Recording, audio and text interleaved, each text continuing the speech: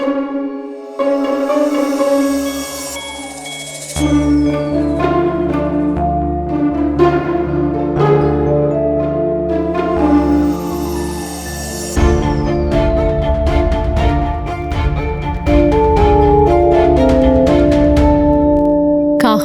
সাহিত্য দীর্ঘজীবী হোক।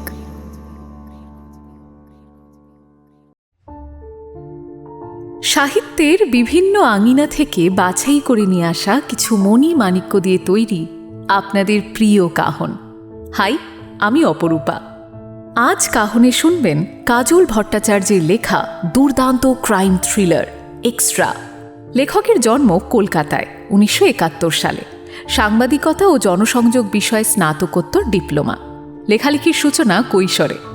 লিখেছেন আনন্দবাজার, বর্তমান, যুগান্তর, সংবাদ প্রতিদিন, দ্য স্টেটসম্যান পত্রিকা এবং বহু সাময়িক পত্রে।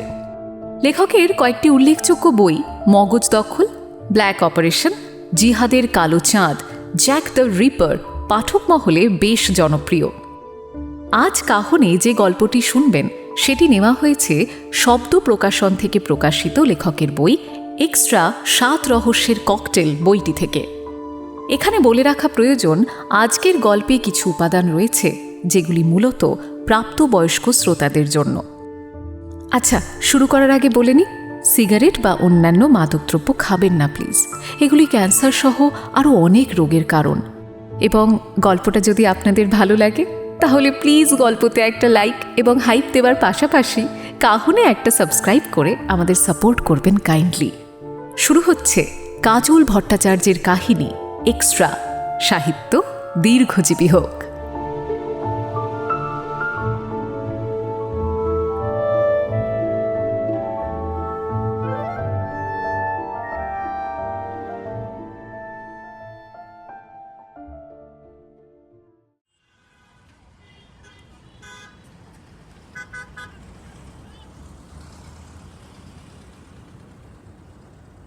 রাস্তার উল্টো দিক থেকে মেয়েটাকে দেখছিল সুজন।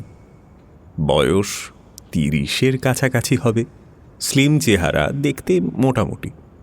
রোজই এক ধরনের পোশাক পরে মেয়েটা অফিসে আসে। ব্লু ডেনিমসের সঙ্গে শার্ট, আর গলার কাছে কোনো দিন একটা নকশাদার রেশমি স্কার্ফ বাঁধা থাকে। পায়ে ফর্মাল ব্ল্যাক লেডিস শু, স্ট্রেটনার দিয়ে সোজা করা কালো চুলে আলতো সোনালি রেখা। মেয়েটার সঙ্গে থাকে একটা মাঝারি সাইজের লেডিস হ্যান্ডব্যাগ, আর হাতে ঝোলানো থাকে টিফিনের কৌটো। নিউ টাউনের এদিকটা এখনও বেশ ফাঁকা ফাঁকা। অফিস, হাসপাতাল কিংবা শপিং মল খুব একটা নেই। যেখানে সুজন দাঁড়িয়ে আছে সেখানে 4টে হাই রাইজ বিল্ডিংয়ের একটা ক্লাস্টার তৈরি হচ্ছে। তার মধ্যে একটা চালু হয়েছে, তাতে কিছু অফিস আছে। সেই বাড়িটা থেকে রোজ রাত 9:45 মেয়েটা বেরিয়ে আসে। বাইরে বেরিয়ে মেয়েটাকে বাড়িতে যাওয়ার জন্য বেশ কিছুক্ষণ অপেক্ষা করতে হয়। এই রাস্তায় বাস খুব একটা চলাচল করে না, আর যেগুলো যায় সেগুলো নিশ্চয়ই মেয়েটার বাড়ির দিকে যায় না, কারণ মেয়েটা বাসে ওঠে না। মেয়েটাকে মোবাইল ঘাঁটতে দেখে বোঝা যায় অ্যাপ ক্যাব কিংবা বাইক ট্যাক্সির জন্য ও অপেক্ষা করছে। রোজ গড়ে 45 মিনিট অপেক্ষা করার পর মেয়েটা গন্তব্যের ক্যাব বা বাইক পায়। 3-4 দিন ধরে রাস্তার উল্টো দিকের এই চায়ের দোকান থেকে মেয়েটাকে লক্ষ্য করছে সুজন। দোকানটা চালায় রাজু দলুই নামে একটা ছেলে। সুজন কথায় কথায় জেনে নিয়েছে দক্ষিণ 24 পরগনার ক্যানিংয়ে রাজুদের বাড়ি। উল্টোডাঙার বাসন্তী কলোনিতে রাজু ওর বউকে নিয়ে থাকে। সকাল থেকে বিকেল অবধি রাজু উল্টোডাঙা সেক্টর 5 রুটে অটো চালায়। ওর বউ সল্ট লেকের 2টো বাড়িতে দুবেলা রান্নার কাজ করে। সন্ধ্যার মুখে বউকে অটোতে তুলে নিয়ে নিউ টাউনের এই ঝুপড়ি গোছের দোকানটায় চলে আসে রাজু। দোকানে চায়ের সঙ্গে বিস্কুট, কেক এবং ডিম টোস্ট ছাড়া আর কিছু পাওয়া যায় না। খদ্দেরদের মধ্যে বেশিরভাগই নির্মাণ শ্রমিক, যারা আশেপাশের সাইটে কাজ করে, আর অফিসের সিকিউরিটি স্টাফ, টোটো চালক এবং 2-4 জন সিভিক ভলেন্টিয়ার। সন্ধে 6টা থেকে রাত 11টা পর্যন্ত কেনা বেচা সেরে রাজু আর ওর বউ ঘরে ফিরে যায়। রাজু যে জায়গায় অটো রাখে তার থেকে সামান্য দূরত্বে একটা গলি মতো সরু রাস্তায় সুজন ওর গাড়িটাকে পার্ক করে। হাই মাস্ট লাইটের আলো এই গলিতে ঠিকঠাক পৌঁছায় না। রাজু জানে সুজন এদিককার কোনো একটা অফিসে গাড়ি চালায়। রাত 10:30 নাগাদ অফিসের লোককে নিয়ে বেরিয়ে যায়। কিন্তু সুজনের গাড়িটাকে রাজু দেখেনি। দোকানে বসে 2-3 কাপ চা আর বেকারি বিস্কুট খায় সুজন। মেয়েটা ক্যাব কিংবা বাইকে উঠে পড়লে সেও উঠে বাড়ির দিকে রওনা দেয়। আজ মেয়েটা ফুটপাথে এসে দাঁড়ানোর পর সুজন বেশি দেরি করল না। পয়সা মিটিয়ে দিয়ে গলিতে ঢুকে গাড়ি স্টার্ট করল।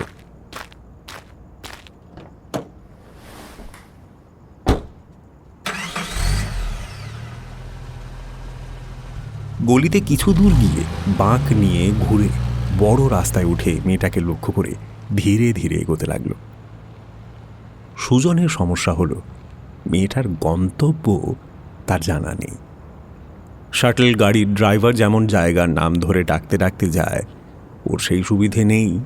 তবু সে লেগে রইল। খুব আস্তে আস্তে গাড়ি চালিয়ে মেয়েটার সামনে এসে হালকা হর্ন দিল সুজন। মেয়েটা মোবাইলের স্ক্রিনের দিকে তাকিয়েছিল। হর্ন শুনে মুখ তুলে তাকালো। সুজন জানালা দিয়ে মুখ বাড়িয়ে জিজ্ঞেস করল, ও ম্যাডাম, কোথায় যাবেন? মেয়েটা সন্দিগ্ধ দৃষ্টিতে সুজনের দিকে, তারপর গাড়ির নাম্বার প্লেটের দিকে তাকালো। সুজনের গাড়িটা প্রাইভেট হলেও তাতে হলুদ রঙের ভুবন নাম্বার প্লেট লাগানো আছে। সাদা নাম্বার প্লেটের গাড়িতে রাতের দিকে মেয়েরা উঠতে চায় না, সে কথা সুজন জানে। লিফট দেওয়ার নাম করে কর্মরত মহিলাদের যৌন হেনস্থা করার খবর প্রায়ই খবরের কাগজে বেরোয়, সেই কথা জানে। তাই সুজন নাম্বার প্লেট বদলে নিয়েছে। আর শুধু তাই নয়, ওর গাড়ির কাঁচের ওপর কয়েকটা জনপ্রিয় অ্যাপ ক্যাবের নাম এবং লোগো বসানো রয়েছে। গাড়িটাকে এক ঝলক পরখ করে নিয়ে মেয়েটা যেন একটু স্বস্তি পেয়ে বলল, আপনি কোন দিকে যাচ্ছেন? মুশকিলে পড়ল সুজন। এই ভয়টাই পাচ্ছিল। মেয়েটার বাড়ি যদি শ্যামবাজার হয় তাহলে টালিগঞ্জ বলে ফেললে মুশকিল, আবার বাড়ি যদি টালিগঞ্জ হয় তবে শ্যামবাজার বললে শিকার ফসকে যাবে। সে সরলভাবে বলল, আপনি বলুন না ম্যাডাম, কলকাতার মধ্যে যেখানে বলবেন সেখানেই যাব। আজ দিনটা খুব খারাপ কেটেছে, একটাও ট্রিপ মারতে পারিনি।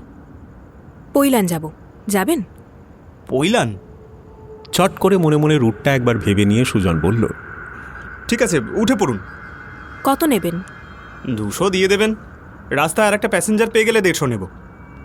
আমি 200ই দেব, কিন্তু রাস্তায় অন্য প্যাসেঞ্জার তুলবেন না। আচ্ছা ঠিক আছে ম্যাডাম, আসুন আসুন। পেছনের সিটের দরজা খুলে দিল সুজন। মেয়েটা সিটে বসল। কানে হেডফোন গোঁজার তোড়জোড় করতে করতে থেমে গিয়ে হঠাৎ মেয়েটা বলল, আচ্ছা, সারাদিনে একটাও ট্রিপ হয়নি কেন আপনার? তাহলে এত রাত পর্যন্ত এখানে কি করছিলেন? সুজনের গল্পটা আগেই ভাবা হয়ে গিয়েছিল। সকালবেলা তো তারা আমাকে প্রণাম করে বাড়ি থেকে বেরিয়েছিলাম। আরে কিন্তু কি বলবো, ওই প্রথম প্যাসেঞ্জারটা নিয়েই ঝামেলা শুরু হয়ে গেল। তারপর থানা, পুলিশ, একের পর এক ফালতু হুজ্জুতি করে এই তো একটু আগে থানা থেকে ছাড়া পেলাম। পুরো দিনটা বরবাদ হয়ে গেল। সে কি, আপনাকে পুলিশ ধরেছিল নাকি? না না, আমাকে ধরেনি ম্যাডাম, আমার প্যাসেঞ্জারকে ধরেছিল। ঘটনাটা একটু শুনতে পারি? আমার বাড়ি বুঝলেন ম্যাডাম, ওই সেই কুদঘাটের দিকে। সকালবেলা গাড়ি নিয়ে বেরোতেই একটা বুকিং পেলাম। প্যাসেঞ্জার ডানলপের দিকে যাবে বলল। 580 টাকার ট্রিপ ছিল, তাই নিয়ে নিলাম। দিব্যি ভদ্রলোক, দামি শার্ট প্যান্ট পরা, একটা লেদারের ব্যাগ নিয়ে সিটে বসে মোবাইলে হিন্দিতে কথা বলছিল। শ্যামবাজারের কাছে পুলিশ গাড়ি ধরল। লোকটার ব্যাগে প্রচুর টাকা ছিল, সঙ্গে ছিল একটা দিশি পিস্তল। লোকটা নাকি নিউ টাউনের একটা ওই অফিসে কাজ করে, কাল রাতে ক্যাশ নিয়ে ভেগেছে। পুলিশ আমার গাড়ি শুদ্ধ ধরে নিয়ে থানায় চলে গেল। থানায় সব বড় বড় অফিসাররা এলো, অনেকক্ষণ ধরে সে নানা রকম প্রশ্ন করলো আমাকে। আমার মোবাইল পরীক্ষা করলো। এই তো একটু আগে আমাকে থানা থেকে ছাড়লো। তাই ভাবলাম যে অন্তত একটা ভাড়া মারতে চেষ্টা করি, তেলের পয়সাটা যদি ওঠে। টাকা তো চুরি করেছে আপনার প্যাসেঞ্জার, তাহলে আপনাকে এতক্ষণ আটকে রাখলো কেন? ধুর, ওদের মর্জি ম্যাডাম। আমাকে হয়তো লোকটা সাগরেদ ভেবেছিল। পুলিশে ছুলে 18 ঘা বলে না, তা কি আর এমনি বলে? বুঝলাম। ছোট্ট করে জবাব দিয়ে মেয়েটা কানে হেডফোন গুঁজল। সুজন টের পেল প্রথম পরীক্ষায় উতরে গিয়েছে সে। মা ফ্লাইওভার দিয়ে নেমে আলিপুর চিড়িয়াখানার কাছে সুজনের গাড়ি যখন এসে পৌঁছলো তখন চারপাশ বেশ নির্জন হয়ে গেছে। ন্যাশনাল লাইব্রেরির আশেপাশে এ সময় একটা আলো আঁধারি মেশানো পরিবেশ তৈরি হয়, যা সুজনের কাজের পক্ষে একেবারে উপযুক্ত। কিন্তু সমস্যা হলো এখানে রাস্তায় প্রচুর ক্যামেরা লাগানো। এছাড়া পুলিশের গাড়িও টহল দেয়। তবে যা করার সুজনকে এখানেই করতে হবে। তারাতলার ওপাশের রাস্তা সম্পর্কে তার খুব একটা ধারণা নেই। রাস্তার একটা অন্ধকার জায়গা দেখে সুজন একপাশে গাড়ি থামালো। কি হয়েছে? এখানে থামলেন কেন? 1 সেকেন্ড ম্যাডাম, ইঞ্জিনে কিছু একটা প্রবলেম হচ্ছে। গাড়ি থেকে নেমে এক ঝটকায় বোনেট খুলে তুলে ধরল সুজন। ডিজেলের গন্ধ মাখা গরম ভাপ বেরিয়ে এলো ভেতর থেকে। কয়েক সেকেন্ড সেদিকে তাকিয়ে থেকে গাড়ির ভেতরে ফিরে এসে ড্যাশবোর্ডের খুপড়ি থেকে মাঝারি সাইজের একটা স্ক্রু ড্রাইভার বের করলো সে। আরে কি হয়েছে? গাড়ি যাবে তো? ম্যাডাম, আপনার মোবাইলের আলোটা একটু ধরবেন? আমার ফোনটা ওই ব্যাটা ছেলে পুলিশগুলো টেপাটিপি করে 12টা বাজিয়ে দিয়েছে। কিছুটা অনিচ্ছা সত্ত্বেও মেয়েটা গাড়ি থেকে নেমে মোবাইলের আলো জ্বালালো। বলুন, কোথায় আলো লাগবে আপনার? এই তো এইখানে ম্যাডাম। হ্যাঁ, এই জায়গাটা আলোটা ফেলুন। সুজনের দেখানো জায়গা লক্ষ্য করে আলো ফেলার জন্য মেয়েটা সামান্য নিচু হতেই এক হাতে মুখ চেপে ধরে অন্য হাতে তার ডেলটয়েড পেশিতে সিরিঞ্জটা সুজন বিঁধিয়ে দিল। এ কি?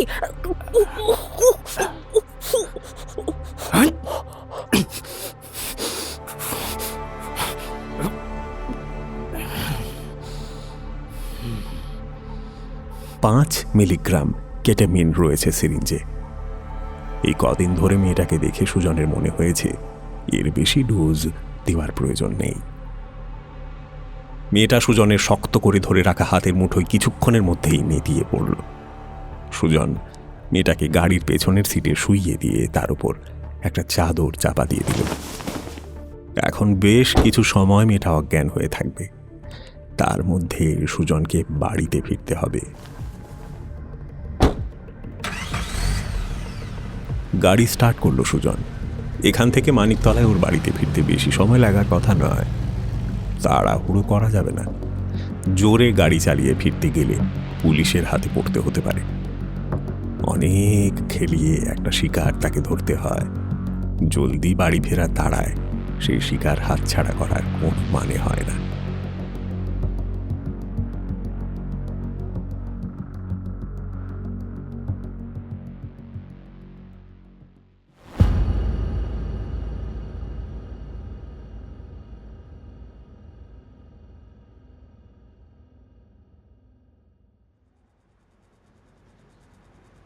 দেবাংশু চুপ করে টেবিলের উপর রাখা কাগজটার দিকে তাকিয়েছিল।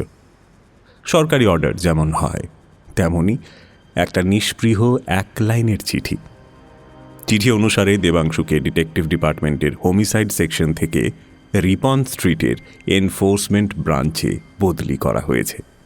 আজকের মধ্যেই হাতে থাকা তদন্তের কাগজপত্র রিলিভিং অফিসারকে বুঝিয়ে দিতে হবে তাকে। অভ্র এসে দেবাংশুর কাঁধের ওপর হাত রাখল। অভ্র দেবাংশুর ব্যাচমেট, অ্যান্টি রাউডি সেকশনের অফিসার। দেবাংশুর হাতে থাকা তদন্তের ফাইলটা অভ্রকে বুঝিয়ে দিতে বলা হয়েছে। বন্ধুর দিকে তাকিয়ে দেবাংশু বলল,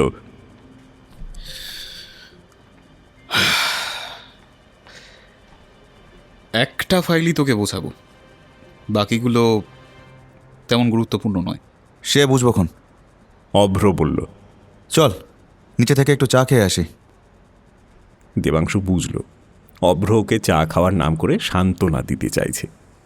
কিন্তু অভ্র যেরকম ভাবছে দেবাংশুর কাছে ব্যাপারটা সেরকম নয়।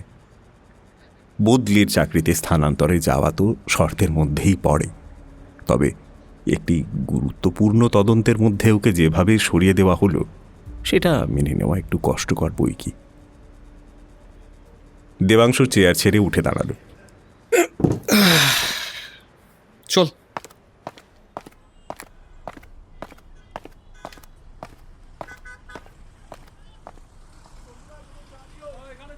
দুই বন্ধু নিচে এসে রাস্তা পেরিয়ে চায়ের দোকানে এলো। এই শিবুর দোকান থেকে প্রায় পুরো লালবাজার চা খায়। চায়ের ভাঁড়ে বিস্কুট ডুবিয়ে তাতে কামড় দিয়ে অভ্র প্রশ্ন করল, বলছি, জয়েন্ট সিপি সাহেব কি বললেন রে তোকে? সকালবেলা অফিসে ঢোকার কিছুক্ষণের মধ্যেই ডিসিডিডিএস নিরঞ্জনের ঘরে দেবাংশুর তলব পড়েছিল। কলকাতায় গত 8 মাস ধরে যে সিরিয়াল কিলিং শুরু হয়েছে সেই খুনিকে ধরার জন্য গঠিত স্পেশাল ইনভেস্টিগেশন টিম বা এসআইটি এর মাথায় আছেন এস নিরঞ্জন।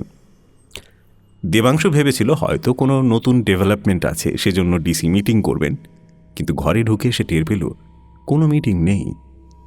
তাকে ডাকা হয়েছে ট্রান্সফার অর্ডার ধরানোর জন্য। বদলির অর্ডার অবশ্য ডিসিডিডি নিজের হাতে দেননি। দেবাংশুকে সঙ্গে নিয়ে তিনি জয়েন্ট সিপি ক্রাইম শিবকুমারের কাছে গিয়েছিলেন। শিবকুমারের ঘরে কিছুক্ষণ কাটিয়ে দেবাংশু যখন নিজের অফিসে ফিরে এলো, ততক্ষণে পুরো লালবাজার জেনে গিয়েছে হোমিসাইড ইন্সপেক্টর দেবাংশু দত্তকে এনফোর্সমেন্ট ব্রাঞ্চে গ্যারেজ পোস্টিংয়ে পাঠানো হয়েছে। একটা সিগারেট ধরিয়ে দেবাংশু বলল, জয়েন্ট সিপি সাহেব তেমন কিছু বলেননি, শুধু বললেন একের পর এক খুন হয়ে যাচ্ছে, কিন্তু সিট কিছু করতে পারছে না। সেই জন্যই হোম সেক্রেটারি নাকি সিটের কিছু রদবদল চেয়েছেন, আর তাই আমাকে সরিয়ে দেওয়া হলো।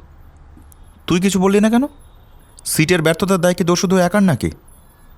8 মাসে কলকাতায় 7টা মেয়ে মার্ডার হয়েছে, সবকটা আলাদা আলাদা থানার এলাকায়। থানা থেকে একজন করে আইও কেসগুলো দেখছে।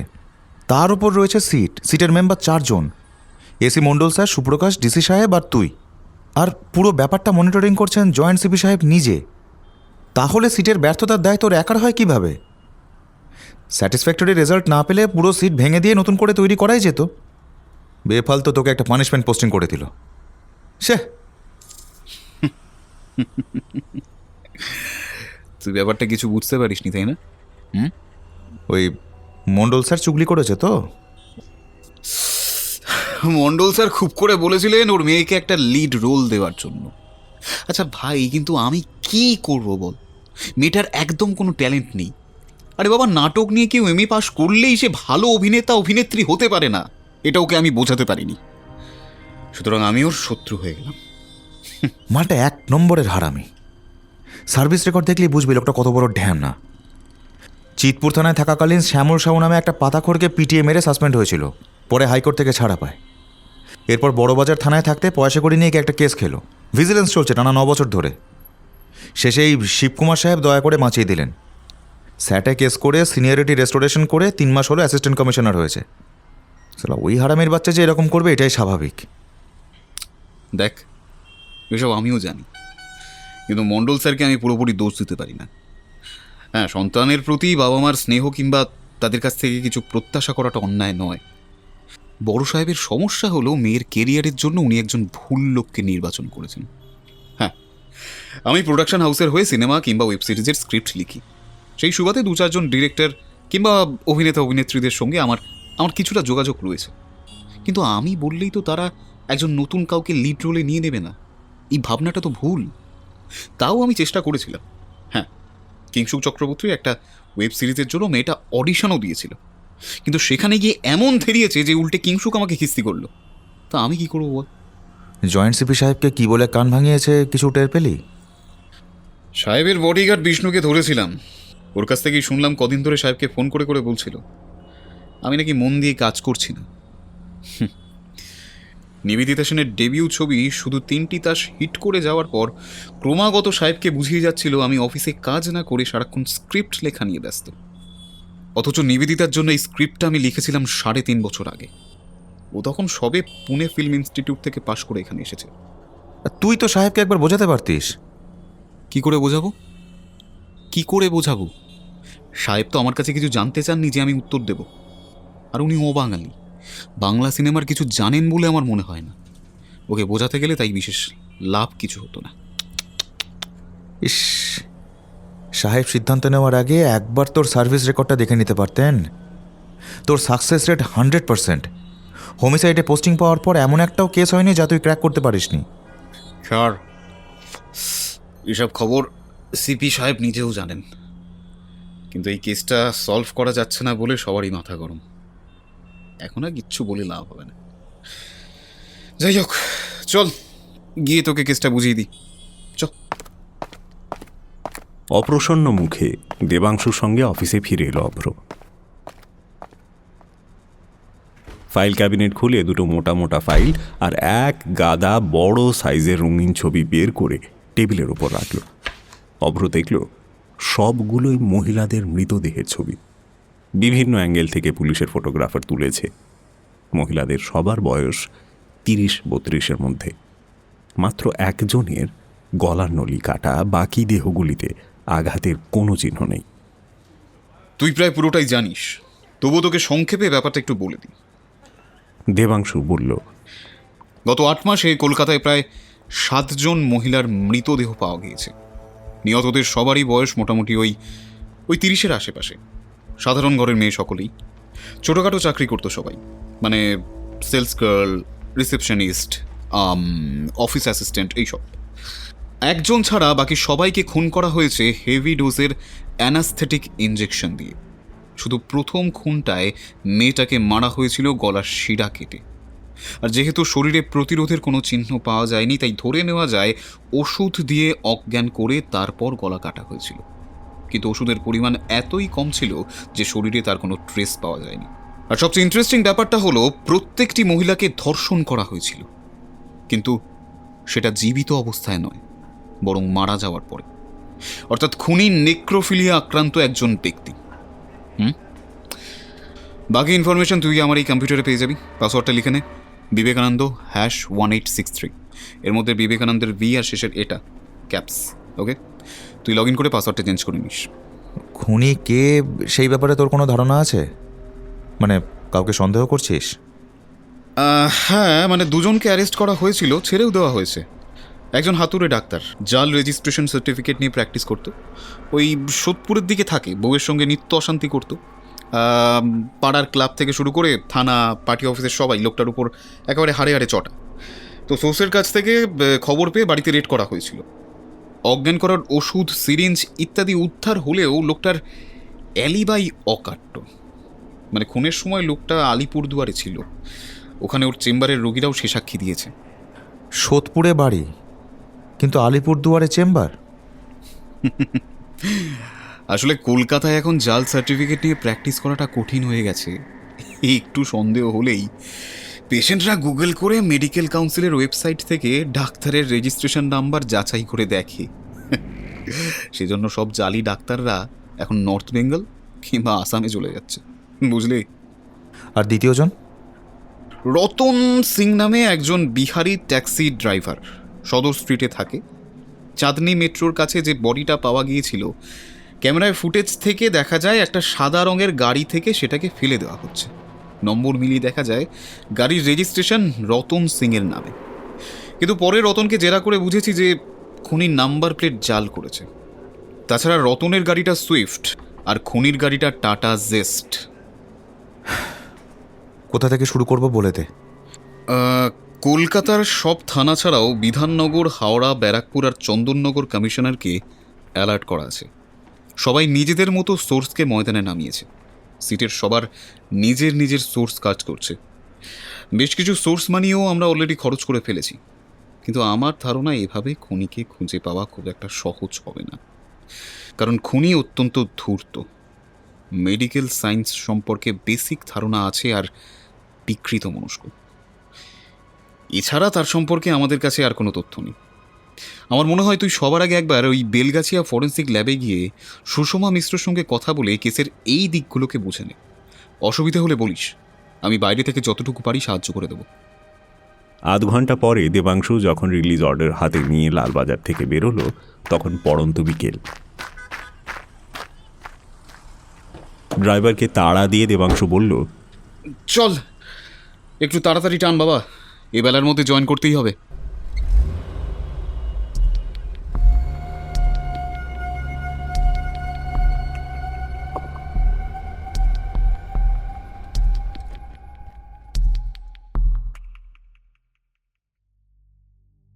অনেক দিন ধরেই স্বপন ভাবছিল একজন সাইকিয়াট্রিস্টের সাথে তার কথা বলা প্রয়োজন। কিন্তু মনের ভেতরে যে কথাগুলো জমে আছে সেগুলো প্রকাশ্যে বলা উচিত হবে কি না ভেবে স্থির করতে পারছিল না সে। কিন্তু ক্রমশ সমস্যাটা এমন জায়গায় পৌঁছে গিয়েছে যে স্বপন আর ব্যাপারটা সহ্য করতে পারছে না। অনেক চিন্তা ভাবনা করে সে ডাক্তার নীলাঞ্জন বসুর অ্যাপয়েন্টমেন্ট করে ফেলল। দেশপ্রিয় পার্কের কাছে ডাক্তার বসুর চেম্বার, বেশ সুন্দর করে সাজানো। ওয়েটিং এরিয়ার দেওয়ালে মনোরোগীদের প্রতি সমাজের দৃষ্টিভঙ্গি বদলানোর আবেদন জানিয়ে বেশ কিছু পোস্টার ঝুলছে। সেগুলো দেখতে দেখতে স্বপন ভাবছিল, তাকে কি আদৌ মনোরোগী বলা যায়? নিশ্চয়ই নয়। তাহলে সে এখানে কেন এসেছে? নিজের মনে জবাব খুঁজল স্বপন। তাকে এখানে আসতে হয়েছে একটা ভয়ঙ্কর অপরাধের স্বীকারোক্তি করার জন্য। দিনের পর দিন চোখের সামনে দেখেও যে অপরাধের প্রতিকার সে করতে পারছে না। কিছুক্ষণ পরে স্বপনের ডাক পড়ল। ডাক্তারবাবুকে নমস্কার জানিয়ে মুখোমুখি চেয়ে বসল স্বপন। ডাক্তার বসু একটু হেসে ভরসা দেওয়ার গলায় বললেন, বলুন, আপনার কি সমস্যা?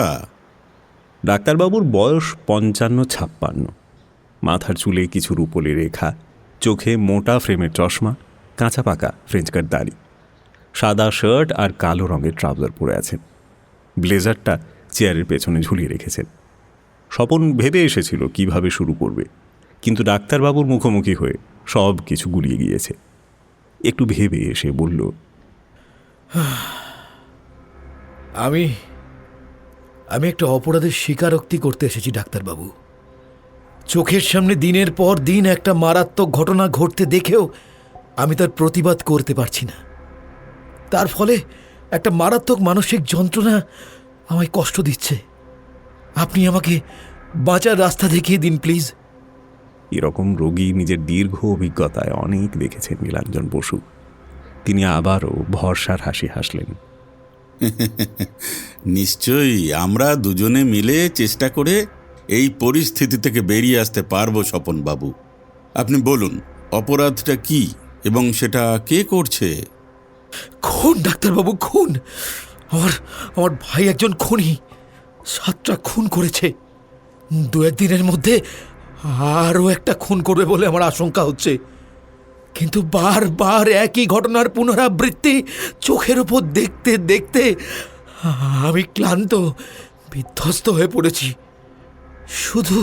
শুধু নিজের ভাই বলে কিছু করতে পারছি না। আপনি আমাকে দয়া করে এই মানসিক যন্ত্রণার হাত থেকে রেহাই পাওয়ার উপায় বলে দিন। খুন? শব্দটা শুনে নীলাঞ্জন বসু কিছুটা গম্ভীর হয়ে গেলেন। স্থির দৃষ্টিতে স্বপনের চোখের দিকে তাকিয়ে বললেন, আপনি পুরো ঘটনাটা বলুন, কিছু বাদ দেবেন না। স্বপন ঢোক গিলল। গলা শুকিয়ে গেছে তার। সেটা লক্ষ্য করে ডাক্তার বসু কাগজের কাপে জল ঢেলে দিলেন। জল খেয়ে স্বপন একটু স্বাভাবিক হলো। ডাক্তারবাবু, সমস্যাটা আমার ভাইকে নিয়ে। আমার ভাইয়ের নাম সুজন চৌধুরী। কলকাতায় গত কয়েক মাসে 7 জন মহিলা খুন হয়েছে। পুলিশ একজন সিরিয়াল কিলারের সন্ধানে হন্যে হয়ে ঘুরছে।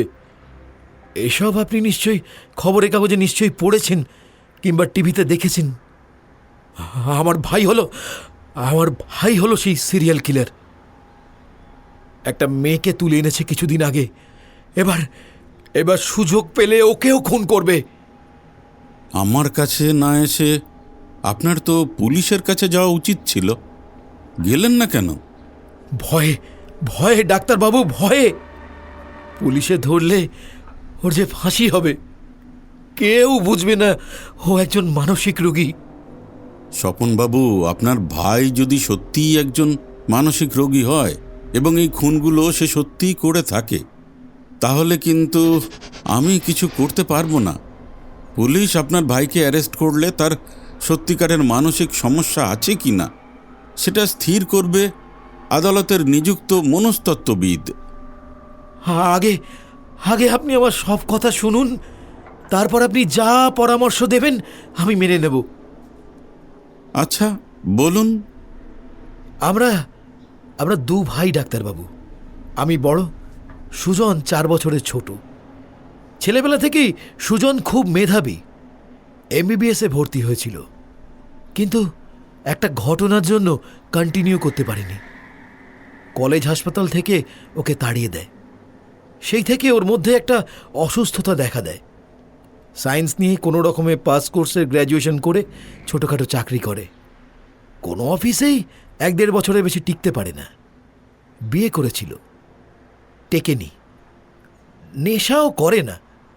1 মিনিট, হাসপাতাল থেকে আপনার ভাইকে তাড়িয়ে দেওয়া হয়েছিল কেন? খুব লজ্জার ঘটনা সেটা। ডিসেকশন রুমে একটা ফিমেল ডেড বডির সঙ্গে ইন্টারকোর্স করার সময় ডোমের হাতে ধরা পড়ে যায়। এরপর কর্তৃপক্ষ ওকে আর ক্লাস করার সুযোগই দেয়নি। আমরা অ্যাপিল করেছিলাম, ঘটনার জের স্বাস্থ্য ভবন পর্যন্ত গড়িয়েছিল। তবে কর্তৃপক্ষের সিদ্ধান্ত বদল করা যায়নি। খবরের কাগজে পড়েছি, যে কজন মহিলার মৃতদেহ পাওয়া গিয়েছে তার সবাইকে মৃত্যুর পরে রেপ করা হয়েছিল। তো আপনি বলতে চান এসব আপনার ভাইয়ের কীর্তি? একদম একদম ঠিক ধরেছেন ডাক্তারবাবু। এই খুনগুলো সব সুজনই করছে। ওর একটা অদ্ভুত রাগ রয়েছে মেয়েদের ওপর। 30-এর আশেপাশে যাদের বয়স, সেই মেয়েদের বেছে বেছে সুজন টার্গেট করে। ঘুমের ওষুধ দিয়ে অজ্ঞান করে আমাদের বাড়ির গ্যারেজ এনে তোলে। সেখানে কিছুদিন রাখার পর মেয়েটাকে বেশি ডোজে ঘুমের ওষুধ দিয়ে মেরে ফেলে মৃতদেহটাকে ধর্ষণ করে। তারপর রাতের অন্ধকারে গাড়িতে দেহ নিয়ে গিয়ে রাস্তায় ফেলে দিয়ে আসে। স্বপনবাবু, আপনার ভাই যা করছে বলে আপনি বলছেন, তা যদি সত্যি হয় তবে আপনার ভাইয়ের শাস্তি কেউ আটকাতে পারবে না। কিন্তু আপনি কি শুধু ভাইয়ের নিরাপত্তা নিয়ে উদ্বিগ্ন, নাকি আর কোনো ব্যাপার আছে? আছে ডাক্তারবাবু। 3 সপ্তাহ আগে একটা মেয়েকে কিডন্যাপ করে গ্যারেজ এনে তুলেছিল সুজন। এখনও মেয়েটাকে মারেনি। ইনফ্যাক্ট মেয়েটার সঙ্গে ওর একটা প্রেমের সম্পর্ক তৈরি হয়েছে বলেই আমার ধারণা। কিন্তু আমি আমার ভাইকে জানি, একদিন না একদিন মেয়েটাকেও মারবেই। এখন গ্যারেজ থেকে এনে মেয়েটাকে আমাদের ঘরে এনে তুলেছে। আমাদেরও মেয়েটাকে বেশ পছন্দ। ওকে বিয়ে করে সুজন যদি এই খুনোখুনি দুনিয়া থেকে সরে আসে, তাহলে আমরা একটু শান্তি পাই। তবে আমি জানি ভাই বেশি দিন ওকে ঘরে রাখবে না। সুজন খুনগুলো করে দুপুরের দিকে। ওই সময় তো আমি অফিসে থাকি। ধরুন সুজন মেয়েটাকে খুন করতে যাচ্ছে দেখে শ্রীপর্ণা বাধা দিতে এলো, তখন সুজন শ্রীপর্ণাকেও মেরে ফেলল। এরপরে কি হবে ডাক্তারবাবু? শ্রীপর্ণা কি আপনার স্ত্রী? হ্যাঁ ডাক্তারবাবু, আমার মাত্র 1 মাস হলো বিয়ে হয়েছে, লাভ ম্যারেজ। শ্রীপর্ণাকে ভাইয়ের ব্যাপারে এখনো কিছু বলা হয়নি। আর কিভাবে বলবো তাও বুঝতে পারছি না। আচ্ছা স্বপনবাবু, আপনার ভাইয়ের জীবনে কি চাইল্ড অ্যাবিউজের কোনো ঘটনা ঘটেছিল? কোনো সেক্সুয়াল ট্রমা? ঠিক ধরেছেন ডাক্তারবাবু, তেমন একটা ঘটনা সত্যিই ঘটেছিল। আমাদের মামার বাড়ি ছিল আসানসোলে। সেখানে বছরে 2-1 বার আমরা বেড়াতে যেতাম। ছোট মামা আমার থেকে বছর 5-এর বড়, মানে সুজনের সঙ্গে প্রায় 9 বছরের ডিফারেন্স। একদিন ভাই খুব কাঁদছিল, কিন্তু মা জিজ্ঞাসা করলে কোনো জবাব দিচ্ছিল না। রাতে আমাকে চুপি চুপি বলল, ছোট মামা বাগানের একটা পোড়ো ঘরে নিয়ে গিয়ে ওর সঙ্গে পায়ু মৈথুন করেছে। কদিন সুজন খুব কষ্ট পেয়েছিল জানেন। তখন তো সবার বাড়িতে কমোড ছিল না, সব জায়গায় ইন্ডিয়ান স্টাইল ল্যাট্রিন।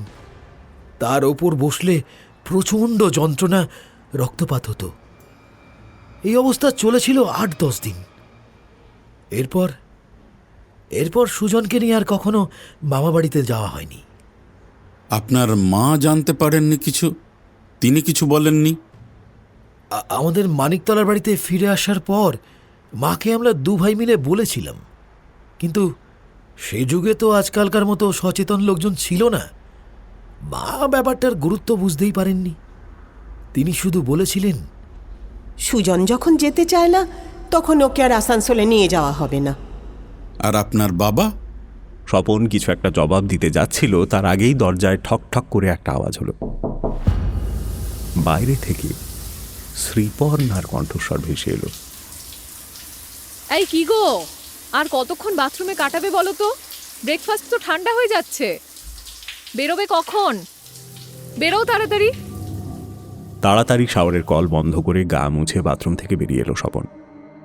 সুজনের চিন্তাটা মাথার মধ্যে এমন গেঁথে গিয়েছে যে শাওয়ারের নিচে দাঁড়িয়ে এতক্ষণ সাইকিয়াট্রিস্টের সঙ্গে মনে মনে কথোপকথন চালিয়ে যাচ্ছিল সে।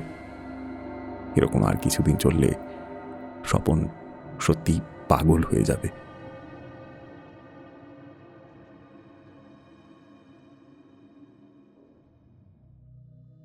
দেবাংশুর ফাইল আর কম্পিউটার ঘেঁটে সব কিছু বুঝে নিয়ে দিন 5 পর অভ্র মাঠে নেমে পড়ল। ফরেন্সিক টক্সিকোলজির অ্যাসিস্ট্যান্ট ডিরেক্টর সুষমা মিশ্রকে আগে থেকেই ফোন করে অ্যাপয়েন্টমেন্ট নিয়ে রেখেছিল অভ্র। এর আগে একটা ট্রেনিং প্রোগ্রামে সুষমার সঙ্গে অভ্রর পরিচয় হয়েছিল। তখন অভ্র জেনেছিল সুষমা আদতে ভুবনেশ্বরের মেয়ে হলেও জন্ম থেকে পড়াশোনা সবটাই কলকাতায়। একটু ভারী চেহারা, ঝরঝরে বাংলা বলেন। অভ্রকে দেখে হেসে বললেন,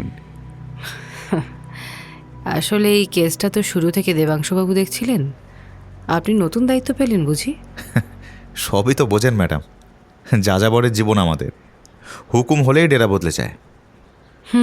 জানি জানি, কিন্তু দেবাংশুবাবু এতদিন ধরে থাকতে থাকতে কেসটার অনেক কিছু বুঝে গিয়েছিলেন। আপনাকে আবার গোড়া থেকে শুরু করতে হবে। তা হবে ম্যাডাম। আমি শেষবার খুনের তদন্ত করেছি কড়িয়া থানায় থাকাকালীন। তারপর থেকে অ্যান্টি রাউডি সেকশনেই টানা 5 বছর। এটা আবার সিরিয়াল কিলিংয়ের কেস। কলকাতায় তো স্টোনম্যানের পর সিরিয়াল কিলিংয়ের ঘটনা আর ঘটেনি। আমি তো থই পাচ্ছি না। আরে এত উতলা হচ্ছেন কেন? আপনার মাথার ওপর এত বড় বড় সাহেবরা রয়েছেন, তারা ঠিক কেস সলভ করে ফেলবেন। অতি কষ্টে মুখের সামনে লাইন করে দাঁড়িয়ে থাকা খিস্তিগুলোকে পেটে ফেরত পাঠিয়ে অভ্র বিনয়ের অবতার হওয়ার চেষ্টা করল। আমরা তো পদাতিক সেনা ম্যাডাম। সাহেবরা যা অর্ডার করবেন সেগুলো পালন করাই আমাদের কাজ। সুষমা আর কথা বাড়ালেন না। কম্পিউটার স্ক্রিনটা কিছুটা অভ্রর দিকে ঘুরিয়ে দিয়ে বললেন, আসুন শুরু করা যাক। এই যে ছবিটা দেখছেন, এই মেয়েটির নাম সুচেতা সরকার। কিডন্যাপড হওয়ার 4 দিন পরে এই মেয়েটার ডেড বডি ময়দানে পাওয়া গিয়েছিল। পোস্টমর্টম রিপোর্টে ওর ইঞ্জুরি মার্ককে অ্যান্টিমর্টম বলা হলেও ভিকটিমের দেহে কোনো রেজিস্ট্যান্সের চিহ্ন ছিল না। ডক্টর অনুমান করেন কোনো নেশার জিনিস খাইয়ে অজ্ঞান করে তারপর গলা কাটা হয়েছে, কিন্তু পাকস্থলিতে অ্যালকোহল বা অন্য কিছু পাওয়াও যায়নি। ডান হাতের ওপরে কাঁধের নিচে যে মাসলটা আছে অর্থাৎ ডেলটয়েড, সেখানে ইঞ্জেকশনের নিডল মার্ক দেখে বডির টক্সিকোলজিক্যাল অ্যানালিসিস করা হয়। Unfortunately we got nothing. যদি কোনো ঘুমের ওষুধ দেওয়া হয়ে থাকে তাহলে সেটা খুব কম পরিমাণে প্রয়োগ করা হয়েছিল, যা শরীর থেকে বেরিয়ে গেছিল। আর এই মেয়েটিকে মৃত্যুর পর 3-4 ঘন্টার মধ্যে খুনি 2বার রেপ করেছিল। অভ্র গম্ভীর মুখে মাথা নাড়ল। নেক্সট ছবিটা দেখুন। রাকা ব্যানার্জি, জুয়েলারি শপের সেলসপারসন, বাড়ি যাদবপুর। এর বডি পাওয়া গেছিল শিয়ালদা ফ্লাইওভারের নিচে। এই মেয়েটির দেহে কোনো এক্সটার্নাল ইঞ্জুরি মার্ক পাওয়া যায়নি। ওর হার্ট আর ফিমোরাল ব্লাডে কেটামিন পাওয়া যায়। কেটামিন একটা অ্যানেস্থেটিক ড্রাগ, আবার খুব অল্প পরিমাণে নিয়েও অনেকে নেশা করে। আমাদের অনুমান মেয়েটিকে মেরে ফেলার জন্য অন্তত 20 মিলিগ্রাম কেটামিন ইন্ট্রামাস্কুলার ইঞ্জেকশন দেওয়া হয়েছিল। এই মেয়েটিকে মারা যাওয়ার পর বেশ কয়েকবার ধর্ষণ করে খুনি। এই হলো আমাদের তৃতীয় ভিকটিম, ঋতিকা আগরওয়াল, পেশায় ব্যাংককর্মী। সল্টলেক থেকে কিডন্যাপ করা হয়েছিল মেয়েটাকে। দেহ পাওয়া যায় বালিগঞ্জ ফাঁড়ির কাছে লি রোডে। এর ক্ষেত্রে দেখা গেল খুনি কিছুটা ইম্প্রোভাইজ করেছে। কেটামিন ছাড়াও এই মেয়েটির দেহে পাওয়া গেল সাকসিনাইল কোলিন বা স্কোলিন নামে একটা কেমিক্যাল। স্কোলিন এক ধরনের প্যারালাইজিং ড্রাগ। অপারেশনের সময় রোগীর পেশি শিথিল করার জন্য ব্যবহার করা হয়। কিন্তু ওভারডোজ হলে হার্ট বা ফুসফুসের পেশি অকেজো হয়ে যাবে। এই মেয়েটির ফুসফুসে ইডিমা তৈরি হয়েছিল, যা স্কোলিন ওভারডোজ থেকে হয়। খুনি যেভাবে অ্যানাস্থেটিক ড্রাগ ব্যবহার করেছে তার থেকে তো মনে হচ্ছে লোকটি হয় চিকিৎসক কিংবা মেডিকেল প্রফেশনের সঙ্গে যুক্ত। আমার ধারণা কি ঠিক? দেখুন, আপাত দৃষ্টিতে সেরকম মনে হচ্ছে ঠিকই, কিন্তু আজকাল ইন্টারনেটের দৌলতে যে কেউ কেটামিন বা স্কোলিনের প্রপার্টি এবং ইউজ সম্বন্ধে জেনে নিতে পারে। জেনে নিলেও জিনিসটা পাবে কোথা থেকে? এর কোনোটাই তো ওভার দ্য কাউন্টার মেডিসিন নয় যে দোকানে গিয়ে চাইলেই দিয়ে দেবে। খুনি ওষুধগুলো যখন অনায়াসে পেয়ে যাচ্ছে, তার মানে তার মেডিকেল কানেকশন নিশ্চয়ই কিছু আছে। Well, I don't think so. এ দুটো ওভার দ্য কাউন্টার মেডিসিন নয় ঠিকই, তবে জোগাড় করা এমন কিছু কঠিনও নয়। হাসপাতালের সামনে যে ওষুধের দোকানগুলো থাকে সেখানে গিয়ে প্রেসক্রিপশন দেখালেই আপনি কেটামিন বা স্কোলিন পেয়ে যাবেন। কেউ কোনো প্রশ্ন করবে না আপনাকে। কিন্তু খুনি এত প্রেসক্রিপশন পাবে কোথা থেকে? কোনো ডাক্তারকে ভুল বুঝিয়ে 2-1 প্রেসক্রিপশন লিখিয়ে নিলেও বারবার তো সম্ভব নয়। খুব সাধারণ একটা উত্তর আছে আপনার প্রশ্নের। খুনি প্রেসক্রিপশন জাল করছে। কলকাতায় সরকারি বেসরকারি মিলিয়ে অসংখ্য হাসপাতাল আছে, তাদের আশেপাশে রয়েছে কয়েক হাজার ওষুধের দোকান। সেখান থেকে রোজ কত ইউনিট কেটামিন বা স্কোলিন বিক্রি হচ্ছে আপনি তা ভাবতেও পারবেন না। প্রেসক্রিপশন আসল না নকল কোনো দোকানদারের তা যাচাই করার সময়ও নেই। বাকি দেহগুলো টক্সিকোলজিক্যাল অ্যানালিসিসের রিপোর্ট থেকে নতুন কিছু অভ্র পেল না। 2:30 নাগাদ লালবাজারে ফিরে এসে ডিসি সাহেবের ঘরে দেখা করে ফরেন্সিক ল্যাবরেটরি থেকে পাওয়া তথ্য সে জানালো।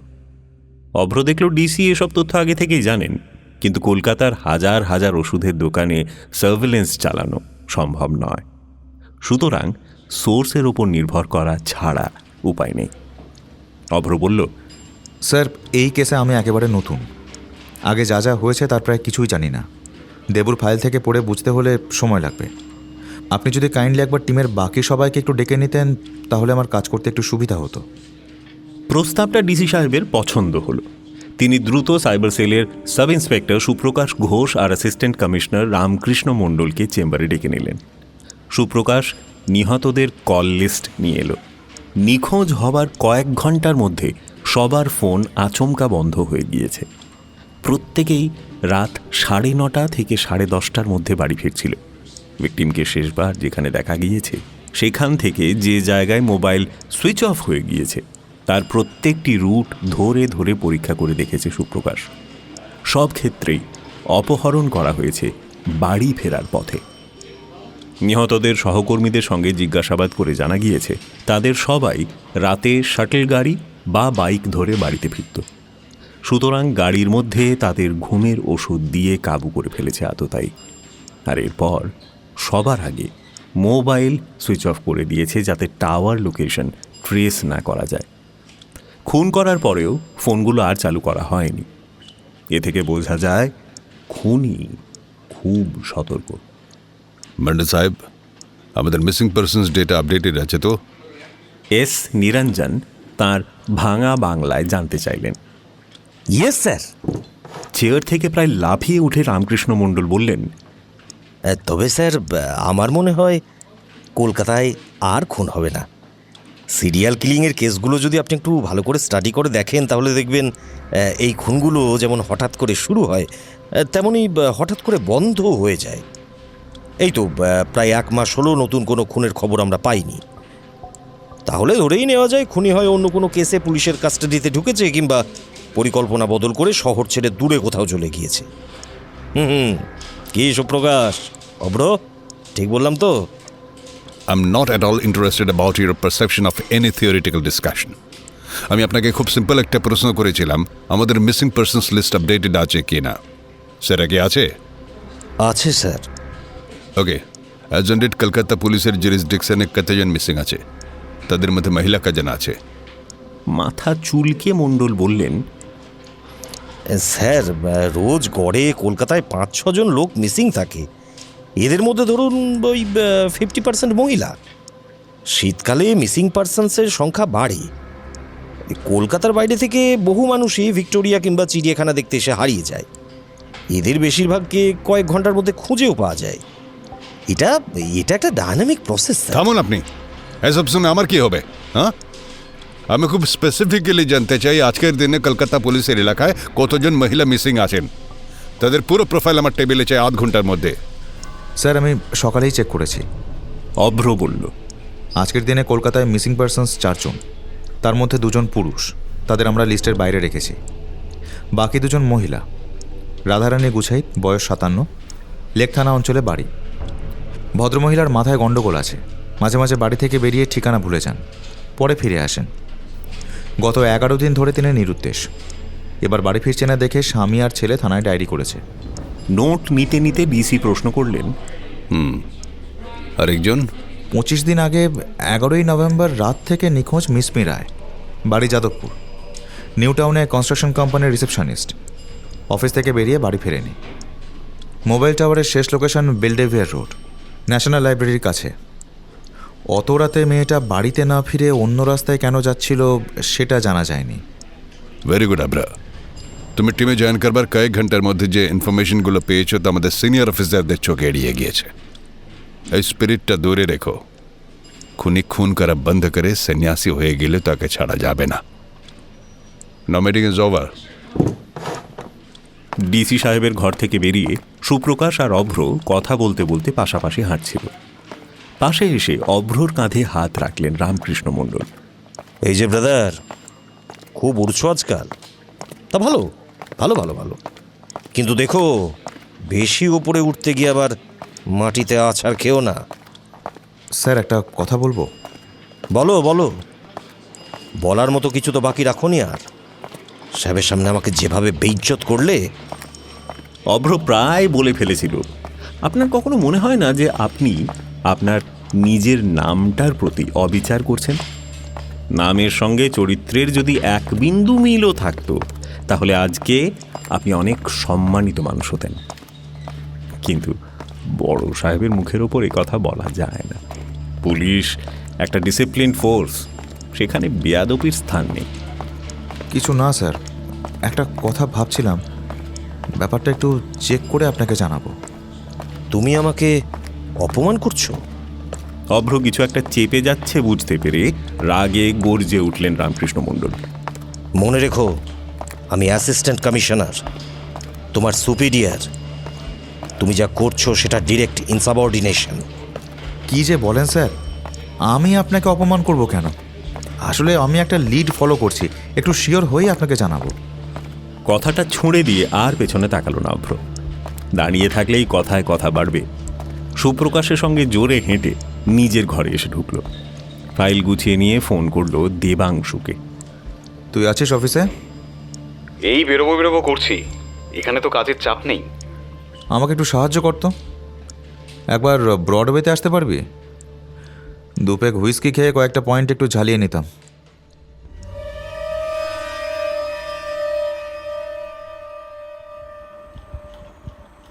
বহুদিনের পুরনো একটা ছেঁড়া ফাটা সোফার ওপর গুটিসুটি মেরে ঘুমোচ্ছিল সুজন।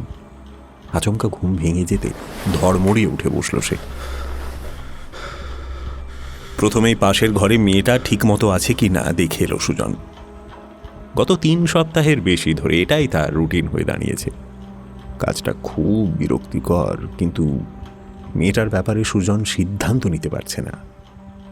মেয়েটাকে যেদিন কিডন্যাপ করেছিল তার পরদিন সকালবেলা গ্যারেজে ঢুকেছিল সুজন।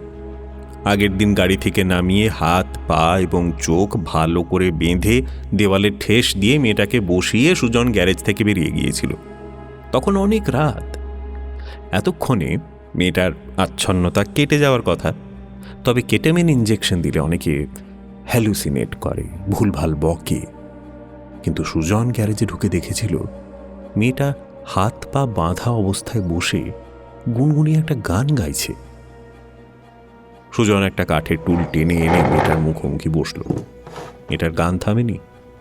প্রথমে অচেনা লাগলেও সুজন বুঝতে পারল এটা একটা জনপ্রিয় হিমাচলি লোকসঙ্গীত, হর্ষদীপ করের মায়নি মেরিয়ে শিমলে দি রাহে চম্বা কিতনি দূর। কিছুদিন আগে এই গান সুপারহিট হয়েছে। চোখ বাঁধা অবস্থাতেও মেয়েটা তার কাছে একজনটি এসে উপস্থিত হয়েছে সেটা টের পেল। হাত পাটা একটু খুলে দিন না প্লিজ। আরে ভয় নেই, আমি পালাবো না। সুজনের মাথায় ম্যালকম মার্শালের 100 মাইল বেগে ছুটে আসা বাউন্সার আছড়ে পড়ল।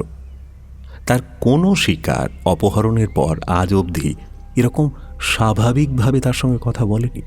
সবাই ছেড়ে দিন বলে তুমুল কান্নাকাটি করেছে। প্রথমেই হাত পায়ের বাঁধন সুজন খুলল না। চোখের ওপর কোষে বাঁধা ছিল মেয়েটার গলার রেশমি স্কার্ফ, সেটা খুলে দিল। অনেকক্ষণ পরে প্রথমবার আলোর মুখোমুখি হয়ে মেয়েটা চোখ কুঁচকাল। 2-3 বার পিট করে তাকিয়ে একটু স্বাভাবিক হলো। সুজন দেখল মেয়েটার চোখের আইলাইনার ধেবড়ে গেছে, চোখের দুপাশে রুমাল বাঁধার দাগ। সুজন একটা জলের বোতল মেয়েটার মুখের কাছে ধরল। অ্যানাস্থেটিক ড্রাগের প্রভাব কেটে গেলে প্রথমেই খুব জল তেষ্টা পায়। মেয়েটা মুখ সরিয়ে নিল। আগে জল খাবো না, আমার খুব টয়লেট পেয়েছে। এখন জল খেলে পুরো কাপড়ে চোপড়ে হয়ে যাবে। আগে টয়লেটে যেতে দিন, তারপর জল খাবো। হাত পা প্লাস্টিকের জিপটাই দিয়ে বাঁধা। 30 সেকেন্ড মতো ভেবে মেয়েটার হাত পায়ের বাঁধন ছুরি দিয়ে কেটে দিল সুজন। মেয়েটা মাটি থেকে উঠে গা ঝাড়া দিয়ে প্রশ্ন করল, হ্যাঁ, টয়লেটটা কোন দিকে?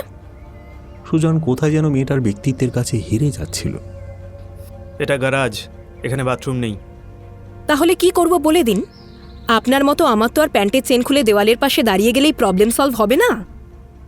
এখানে টয়লেট নেই, আপনাকে গাড়ির ওপাশেই সব সারতে হবে। মেয়েটি গাড়ির অন্য প্রান্তে হেঁটে গেল, আর একটু পরেই গাড়ির চাকার নিচে দিয়ে জলের ধারা গড়িয়ে আসতে দেখল সুজন। হালকা হয়ে এপাশে এসে 2 হাত কোমরে রেখে মেয়েটি জানতে চাইল। এবার যন্ত্রের মতো সুজন পুনরাবৃত্তি করল, এবার মানে? মানেটা তো আপনি বলবেন। বসিয়ে খাওয়াবেন বলে তো আর ঘুমের ওষুধ ইনজেক্ট করে বাড়ি নিয়ে আসেননি। আর যখন এত কষ্ট করে কিডন্যাপ করেছেন, তখন নিশ্চয়ই কিছুটা হোমওয়ার্ক করে গিয়েছেন। দাদা বৌদির সংসারে গলগ্রহ হয়ে থাকি, কেউ একটা টাকাও মুক্তিপণ দেবে না। তাহলে আমার কাছে আপনার চাহিদা মেটানোর শুধু একটা জিনিসই আছে, সেটা হলো আমার শরীর। কি করতে হবে বলুন, চটপট কাজটা সেরে ফেলি। মেয়েটি রোগা পাতলা হলে কি হবে, জিভে বেশ ধার আছে। সুজন একটু বেসামাল হয়ে যাচ্ছিল মেয়েটার কথার সামনে। সে জিজ্ঞেস করল, তোমার নাম কি? মিশমি রায়। মিসমি? এরকম অদ্ভুত নাম আগে শুনিনি তো। নর্থ ইস্টের একটা ট্রাইবাল নাম মিশমি। আমরা আগে আসামে থাকতাম, সেই জন্যই বাবা এই নামটা রেখেছিল। তুমি কোন অফিসে চাকরি করো? যেখান থেকে আমাকে তুলে নিয়ে এলেন তার গায়ে কনস্ট্রাকশন চলছে, দেখেছেন তো। কাজটা আমাদের কোম্পানি করছে, বাগারিয়া অ্যাসোসিয়েটস। আমাদের মেইন অফিস শেক্সপিয়ার সরণিতে। আমি রিসেপশনিস্টের কাজ করি। নিউ টাউনে নতুন বুকিং শুরু হয়েছে বলে ইদানিং ওখানেই বসছিলাম। আচ্ছা, একটা সিগারেট হবে? হ্যাঁ, না, সিগারেট নেই। আমি কোনো নেশা করি না। জেনে বাধিত হলাম। আপনার আর কোনো প্রশ্ন আছে? আচ্ছা, আমি কে বা কেন তোমাকে ধরে এনেছি এ বিষয়ে তোমার কোনো ধারণা আছে? না, নো আইডিয়া। কলকাতায় গত কমাসে বেশ কয়েকটা খুনের ঘটনা ঘটেছে, নিশ্চয়ই জানো। জানি না, আর আমি অত খবরের কাগজও পড়ি না, আর টিভিতেও খবর দেখি না। দিন রাত শুধু পলিটিক্যাল খবর দেখায়, অত্যন্ত বিরক্তিকর। সুজন ভেবেছিল মিসমি সিরিয়াল কিলিংয়ের খবরটা অন্তত জানবে, তাহলে ভয় দেখানো সহজ হতো। কিন্তু যেভাবে মিসমি ওর কথাটা উড়িয়ে দিল, তারপর আর এ নিয়ে অগ্রসর হওয়ার সাহস পেল না সুজন। মিসমি এবার সুজনের কাছ থেকে জলের বোতল চেয়ে ঢক ঢক করে অনেকটা জল খেল।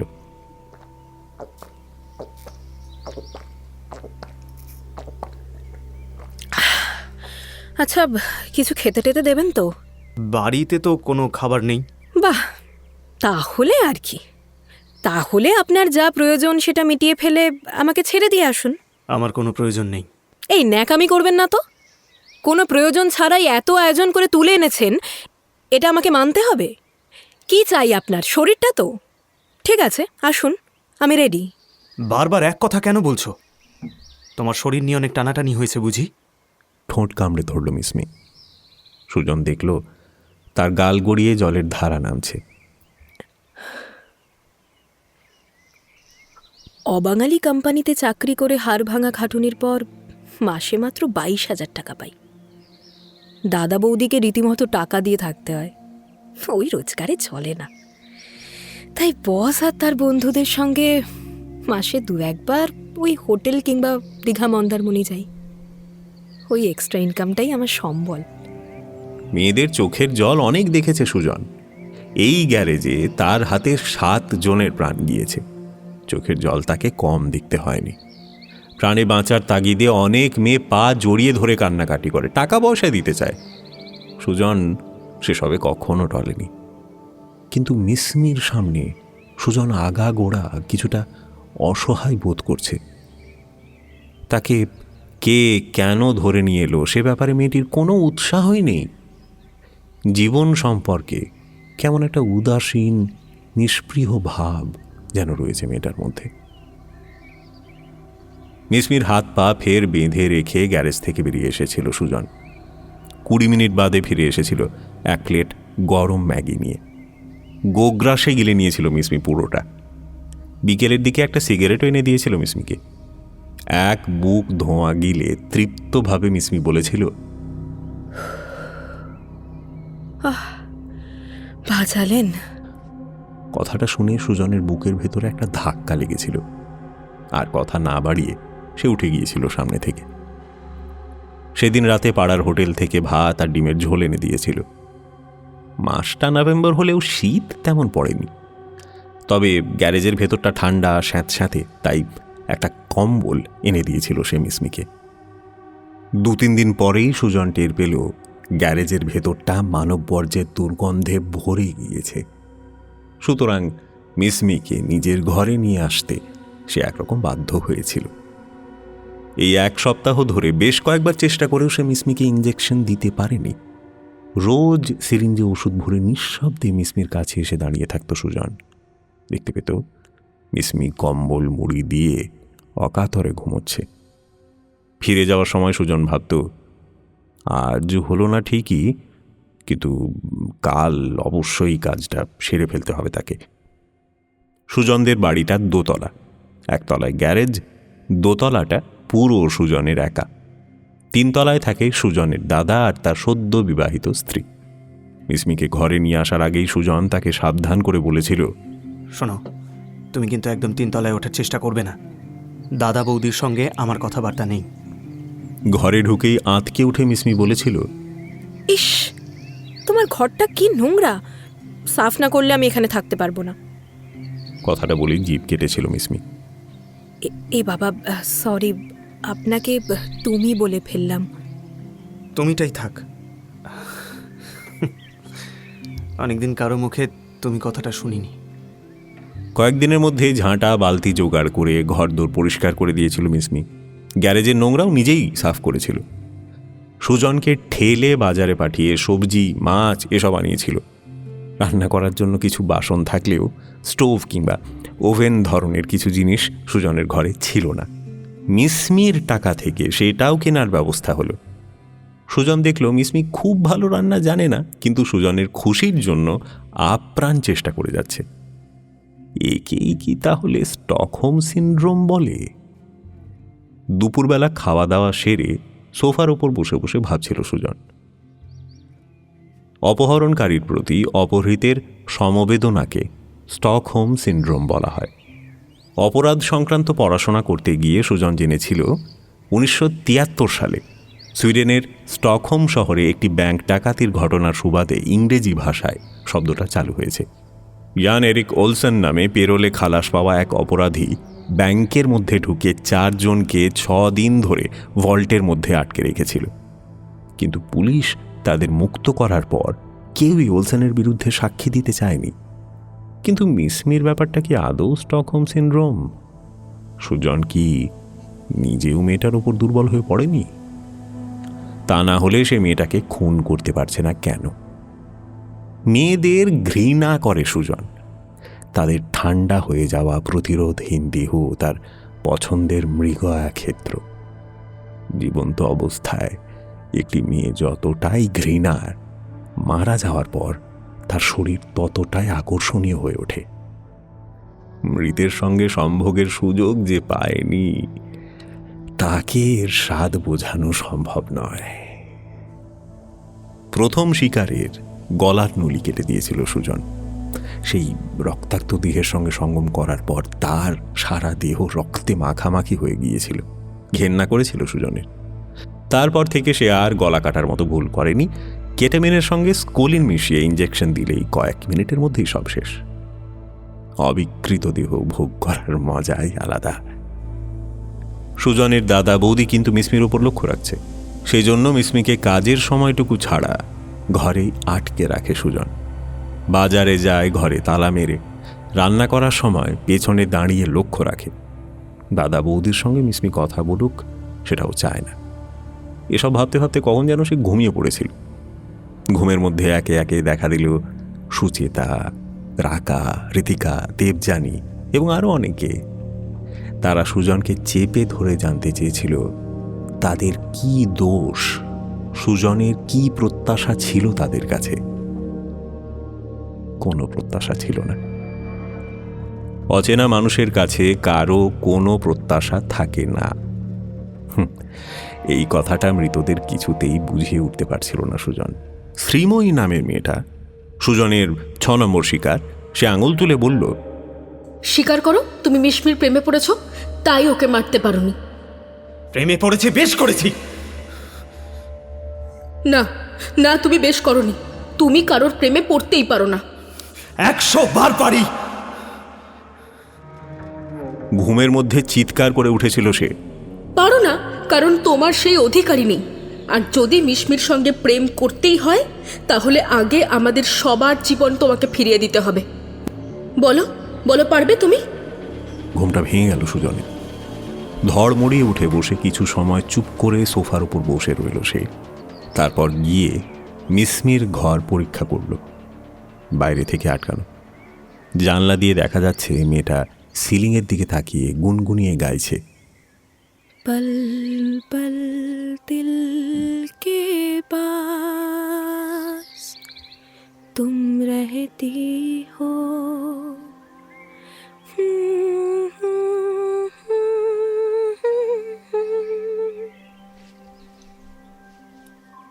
সুজন ঠিক করে ফেলল আর 2-1 দিনের মধ্যেই কাজটা করে ফেলতে হবে। এরপর বেশি দেরি হয়ে যাবে।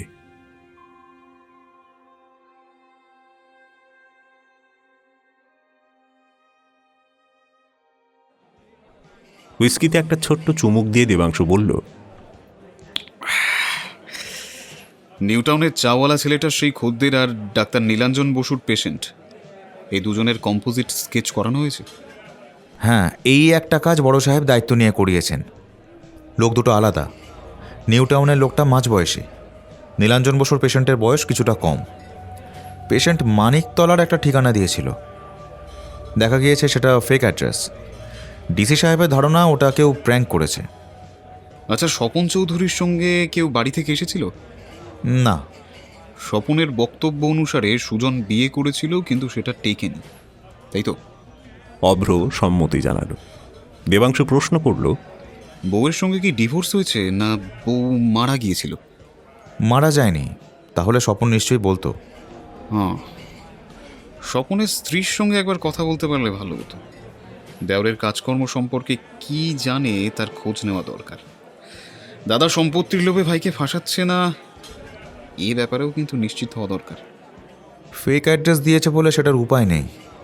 শুধু বলেছে বউয়ের নাম শ্রীপর্ণা আর 1 মাস আগে বিয়ে হয়েছে।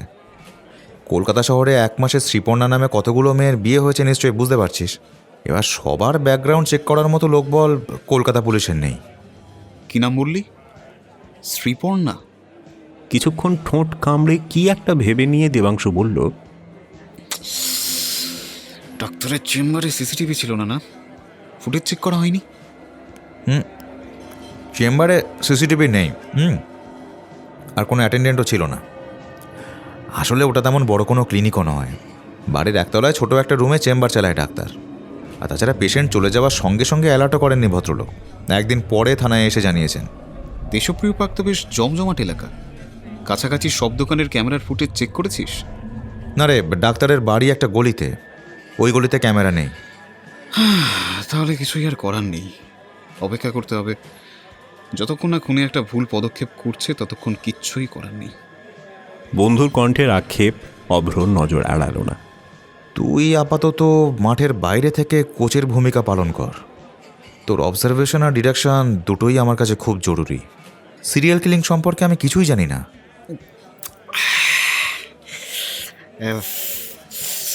সিরিয়াল কিলিং নিয়ে আমিও থিওরির বাইরে বিশেষ কিছুই জানি না।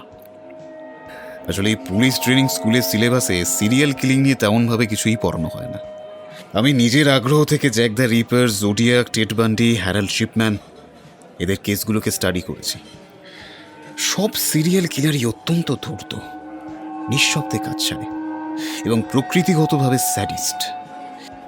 এছাড়া আর একটা বিশেষত্ব অনেকের ক্ষেত্রেই দেখা যায়, তা হলো মৃত ব্যক্তিদের দেহাংশকে এরা ট্রফি অর্থাৎ স্মারক হিসেবে নিজেদের কাছে রেখে দেয়।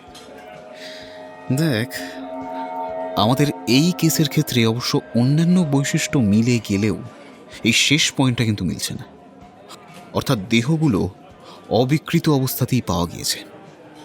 সুষমা মিশ্রর ধারণা খুনি ডাক্তার নাও হতে পারে, হয়তো ইন্টারনেট থেকে ওষুধের নাম জেনে সেটা কাজে লাগাচ্ছে।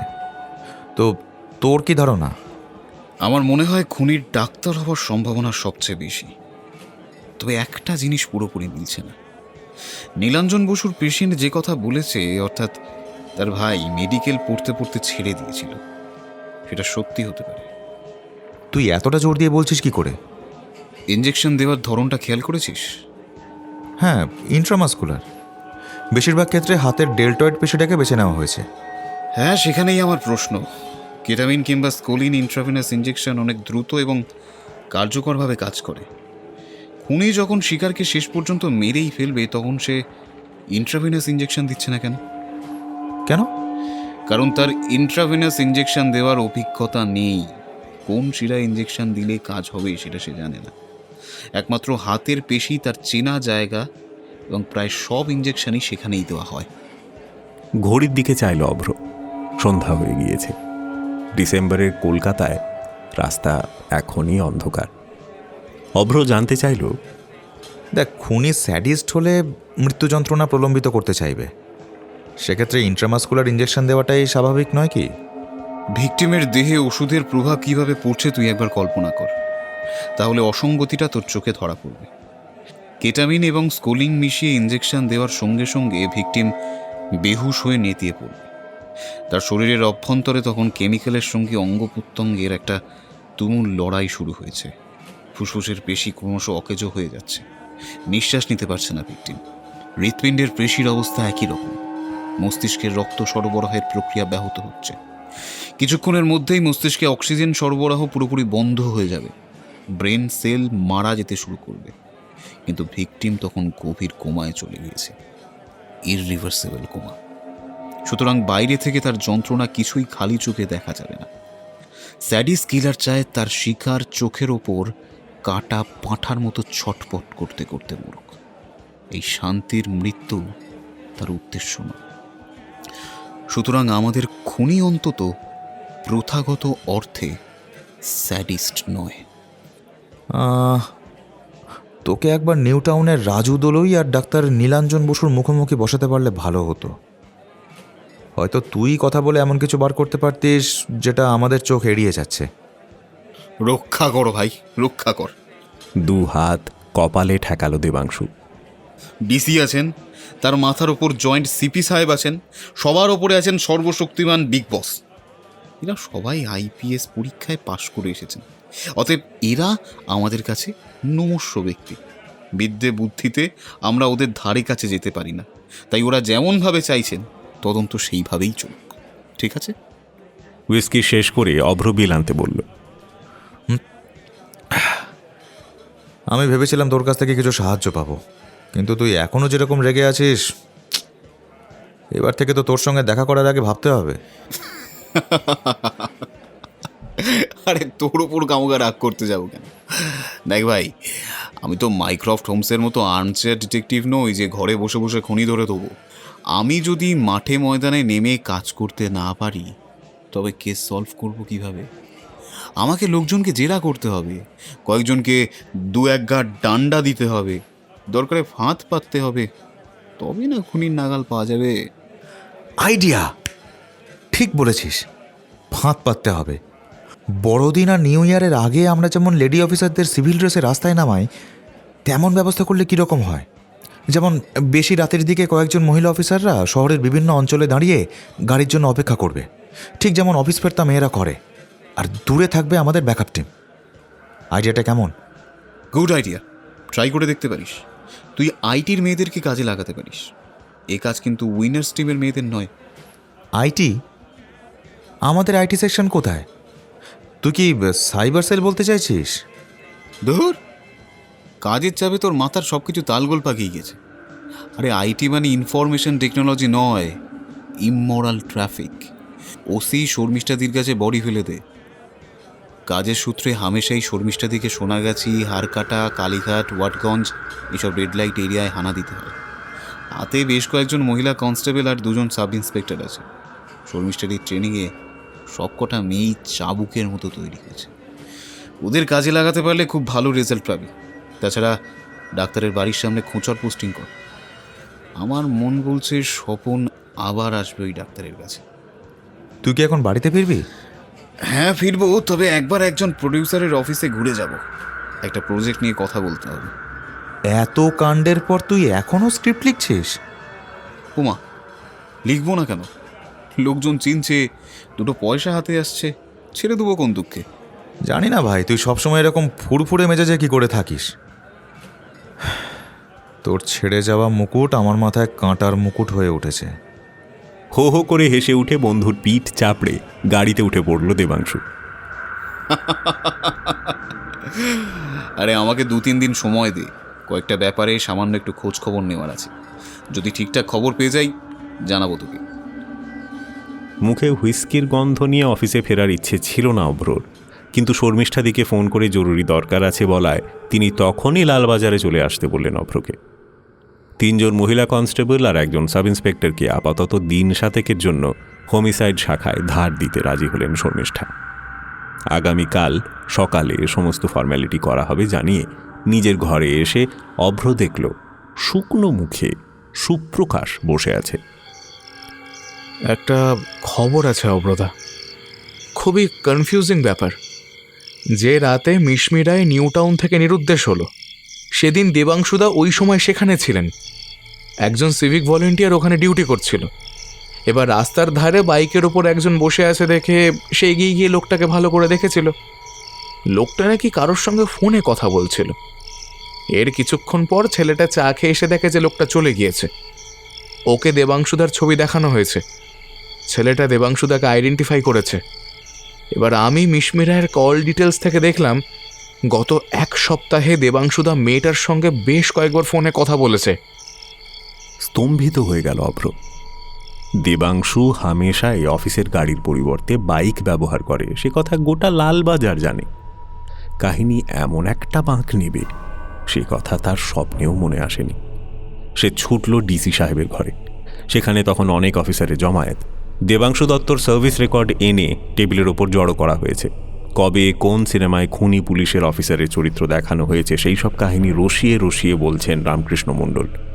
শুধু অ্যাসিস্ট্যান্ট কমিশনার একা নন, সহকর্মীদের অনেকেই মনে করে যে দেবাংশু দত্ত অফিসের কাজে ফাঁকি দিয়ে লেখালেখির কাজে বেশি সময় দিচ্ছে, আর সেই জন্য তার ওপর ধীরে ধীরে আস্থা কমছে বড় কর্তাদের।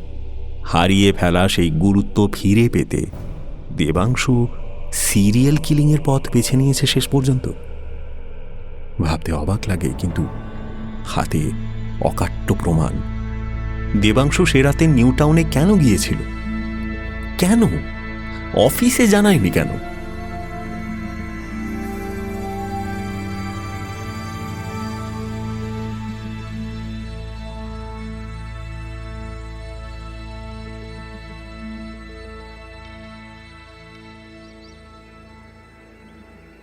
দাদা কখন বাড়ি থেকে বেরিয়ে যায় আড়াল থেকে খেয়াল রাখছিল সুজন। সকাল 11টা নাগাদ দাদা বাড়ি থেকে বেরিয়ে পড়তেই সুজন নিজের কাজ শুরু করে দিল। মিসমি বাথরুমে গেছে স্নান করতে। সুজন এই বাথরুমের ছিটকিনি খুলে রেখেছে যাতে মেয়েটা ভেতরে দরজা বন্ধ করে সমস্যা না তৈরি করতে পারে কোনো। মিসমির অবশ্য সেরকম কোনো উদ্দেশ্য আছে বলে মনে হচ্ছে না। জল পড়ার শব্দের পাশাপাশি গুনগুন করে গানের আওয়াজও ভেসে আসছে। এই মেয়েটা গান খুব ভালোবাসে, সব সময় গান গায়। থাকা খাওয়া সম্পর্কে উদাসীন, নিজের চারপাশে কি ঘটছে তার সঙ্গে যেন কোনো সংযোগ নেই ওর। স্নান করে বেরিয়ে এসে সুজনের মুখোমুখি হলো মিসমি। সুজন তার প্রাক্তন বউয়ের দু একটা পোশাক মেয়েটাকে পরতে দিয়েছে, তেমনই একটা ফুল ছাপ নাইটি পরেছে মিসমি। সুজনের দিকে তাকিয়ে হকচকিয়ে গেল। কিছু হয়েছে নাকি? সুজনের চোখে মুখে একটা অদ্ভুত হিংস্রতা ফুটে বেরোচ্ছিল। সে বলল, কিছু হয়নি, তবে এবার হবে। আমি তোমার কথা বুঝতে পারছি না সুজন। অজানা আশঙ্কায় সিঁটিয়ে গেল মিসমি। কি হয়েছে তোমার? আজকেই সেই দিন।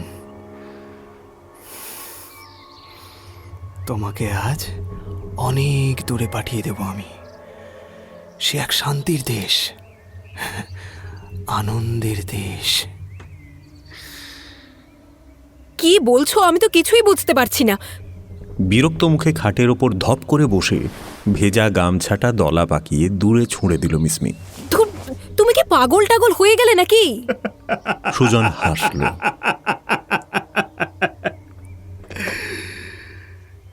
আঙুল তুলে দেখালো টেবিলের দিকে। সেখানে দুটো ওষুধ ভরা সিরিঞ্জ পাশাপাশি রাখা ছিল, একটায় কেটামিন আর একটায় স্কোলিন। একবার সেদিকে দেখে সুজনের মুখের দিকে তাকালো মিসমি। তুমি সে? সত্যি?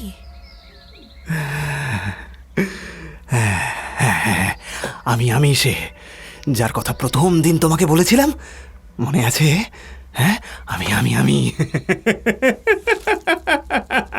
মনে আছে বই কি। আমি সেদিনই বুঝেছিলাম তুমি আসলে কে, কিন্তু স্বীকার করিনি। কেন? কারণ আমি ভেবেছিলাম তোমাকে ভালো করে তুলতে পারবো সুজন। তুমি অসুস্থ, তোমার চিকিৎসা দরকার। আমার চিকিৎসার জন্য চিন্তা করে লাভ নেই। এই কথা ভাবতে গিয়ে আমার স্ত্রীর প্রাণ গিয়েছে। তুমি বরং প্রস্তুত হও। আমি মরতে ভয় পাই না সুজন। এই পৃথিবীতে আমি একজন বাড়তি মানুষ, নিতান্ত এক্সট্রা। মৃত্যুর চেয়ে জীবন আমার কাছে অনেক বেশি যন্ত্রণার। ঘুমের ওষুধের প্রভাবে মৃত্যু যন্ত্রণা টের পাবো না, ধীরে ধীরে শ্বাস প্রশ্বাস বন্ধ হয়ে যাবে। এই মৃত্যু তো যে কোনো মানুষের কাঙ্ক্ষিত মৃত্যু। ভয় নেই, আমি বাধা দেব না। তুমি আমাকে হাত পা বেঁধে ইঞ্জেকশন দিও, আমি মরে গেলে আমার দেহটাকে ইচ্ছে মতো ভোগ করো। কিন্তু আমার একটা অনুরোধ রাখবে? কি অনুরোধ? আমাকে শেষবারের মতো একটু সাজগোজ করতে দেবে। বেশি কিছু না, একটু লিপস্টিক আর আইলাইনার, সব আমার ব্যাগেই আছে। ঠিক আছে, তবে ব্যাগ কিন্তু তুমি হাতে পাবে না। আমি নিজের হাতে জিনিসগুলো বের করে দেব, আর এই ঘরে আয়নার সামনে তোমাকে সাজগোজ করতে হবে। হ্যাঁ, আমি রাজি। আমার ব্যাগে অস্ত্র হিসেবে ব্যবহার করার মতো একটা সেফটি পিন কিংবা নেল কাটার পর্যন্তও নেই। তবু তুমি নিজের হাতেই জিনিসগুলো এনে দাও। ও, তোমার ব্যাগ পাশের ঘরে রাখা আছে, আমি সেটা আনতে যাব, কিন্তু তোমার হাত বেঁধে রাখবো। দুহাত বাড়িয়ে দিয়ে মিসমি বলল, নাও বাঁধো। ভেজা গামছাটাকে দড়ির মতো পাকিয়ে তাই দিয়ে শক্ত করে মিসমির হাত বেঁধে দিল সুজন। বসো। তারপর পাশের ঘরে গিয়ে খুব সাবধানে টেবিলের ওপর মিসমির ব্যাগ উপুড় করে সমস্ত জিনিস ঢেলে দিল। না, ব্যাগের ভেতর অস্ত্র হিসেবে ব্যবহার করার মতো কোনো জিনিস নেই। লিপস্টিক, আইলাইনার এবং সস্তা একটা বডি স্প্রে ছাড়া একটা স্যানিটারি ন্যাপকিন আর কন্ডম খুঁজে পেল সুজন। তার মানে মেয়েটা ঠিকই বলেছে, অফিসের বসের সঙ্গে মাঝে মধ্যে বিছানায় যেতে হয় ওকে। একটা এটিএম কার্ড আর খুচরো কিছু টাকা পড়ে রয়েছে ব্যাগে। ছুরি দিয়ে ব্যাগের লাইনিং চিরে ভেতরটা দেখল সুজন। সেখানেও কিছু লুকানো নেই। সাবধানে লিপস্টিক, আইলাইনার আর বডি স্প্রে নিয়ে মিসমি যে ঘরে রয়েছে সেখানে ফেরত এলো সুজন। তার আগে পরীক্ষা করে দেখে নিল বডি স্প্রেটা আসল সুগন্ধি না পেপার স্প্রে। নিশ্চিত হয়ে জিনিসগুলো এনে টেবিলের উপর রাখলো সুজন। এই নাও, সেজে নাও, তোমাকে 10 মিনিট সময় দিলাম। বিছানায় বসে মিসমি তখন গুনগুনিয়ে গান গাইছিল। সুজনের হাড় পিত্তি জ্বলে গেল। সাক্ষাৎ মৃত্যুর মুখে দাঁড়িয়ে লোকে কত কি করে, কান্নাকাটি করে, কেউ জীবনের বিনিময়ে টাকা পয়সা দিতে চায়, কেউ বলে বাড়িতে বৃদ্ধ বাবা মা কিংবা বাচ্চা রয়েছে, কেউ বলে রেপ করে ছেড়ে দিন, কিন্তু প্রাণে মারবেন না, কথা দিচ্ছি পুলিশে অভিযোগ করব না। কিন্তু এই মেয়েটা উদাসীনভাবে গান গাইছে, যেন সত্যি বেঁচে থাকা কিংবা মরে যাওয়ার মধ্যে কোনো তফাৎ তার কাছে নেই। মেয়েটা জানে না সুজনকে কি অপরিসীম ধৈর্যের পরীক্ষা দিতে হচ্ছে ওর সামনে। মিসমি হাত এগিয়ে দিয়ে বলল, খুলে দাও। বাঁধন খুলে দিল সুজন। আয়নার সামনে বসে প্রথমে চুল আঁচড়ে নিল মিসমি, তারপর একটা ক্লিপ দিয়ে পেছন দিকে চুলটা খোঁপা মতো করল। এরপর নিচের ঠোঁটে লিপস্টিক লাগিয়ে 2 ঠোঁট ওপরে নিচে ঘষে হাতের তালু দিয়ে কোণের বেরিয়ে থাকা রং মুছল, আর সব শেষে চোখে আইলাইনার লাগাতে বসল। আইলাইনার লাগাতে যে এত সময় লাগে সুজনের ধারণা ছিল না। দেখল কাজটা বেশ কঠিন। চোখের পাতার নিচে ধরে ধরে ব্রাশ দিয়ে রং লাগানো বেশ জটিল ব্যাপার। বড় বেশি সময় নিচ্ছে মেয়েটা। আধ ঘন্টা পার হয়ে গিয়েছে, মেয়েটার ভুরু আঁকা আর শেষ হচ্ছে না। বিরক্ত হচ্ছিল সুজন। দাদা যদি আচমকা ফিরে আসে তাহলে সব কিছু বরবাদ হয়ে যাবে, সে তাড়া দিল। জলদি করো, আমার হাতে সময় নেই। এই তো জীবনের শেষবার, আর একটু সময় দাও প্লিজ। বসো। সুজন মিসমির পেছনে দাঁড়িয়েই রইল। আয়না এসে দেখতে পেল মিসমির গলার কাছের পেশিটা উত্তেজনায় ওঠানামা করছে। ভয় পেয়েছে মেয়েটা। সুজনের খুব আনন্দ হলো। গান গাওয়া বন্ধ হয়ে গিয়েছে। পেছনে সাক্ষাৎ মৃত্যু এসে দাঁড়িয়েছে, এটা এতক্ষণে টের পেয়েছে মেয়েটা। আচমকা কলিং বেল বেজে উঠল। সুজন চমকে উঠে ম্যাজিক আই দিয়ে বাইরে চোখ রাখল। একজন মাঝবয়সী অচেনা লোক দাঁড়িয়ে। খুব সন্তর্পণে দরজাটা একটু ফাঁক করে সুজন প্রশ্ন করল, কাকে চাই? তখনই খোলা দরজার ফাঁকে জুতো গলিয়ে দিল লোকটা। সুজনের দরজা বন্ধ করার উপায় রইল না। ওই অবস্থাতেই লোকটা সামান্য একটু ঠেলা দিল, আর সেই ধাক্কায় দরজা আঁকড়ে থাকা সুজন ছিটকে যেতে যেতে টের পেল লোকটার গায়ে বেশ জোর। একই কে কে আপনি? কি চাই? হ্যাঁ কি চাই? আরে আরে আরে কি চাই এখানে? শুনুন, বেরোন, বেরিয়ে যান। কে আপনি? কি চাই এখানে? জামার আড়ালে গোঁজা একটা ছোট্ট পিস্তল টেনে বের করে লোকটা বলল, আপনার খোঁজে এসেছি ডাক্তারবাবু। আগে মেয়েটাকে কোথায় আটকে রেখেছেন সেটা দেখিয়ে দিন।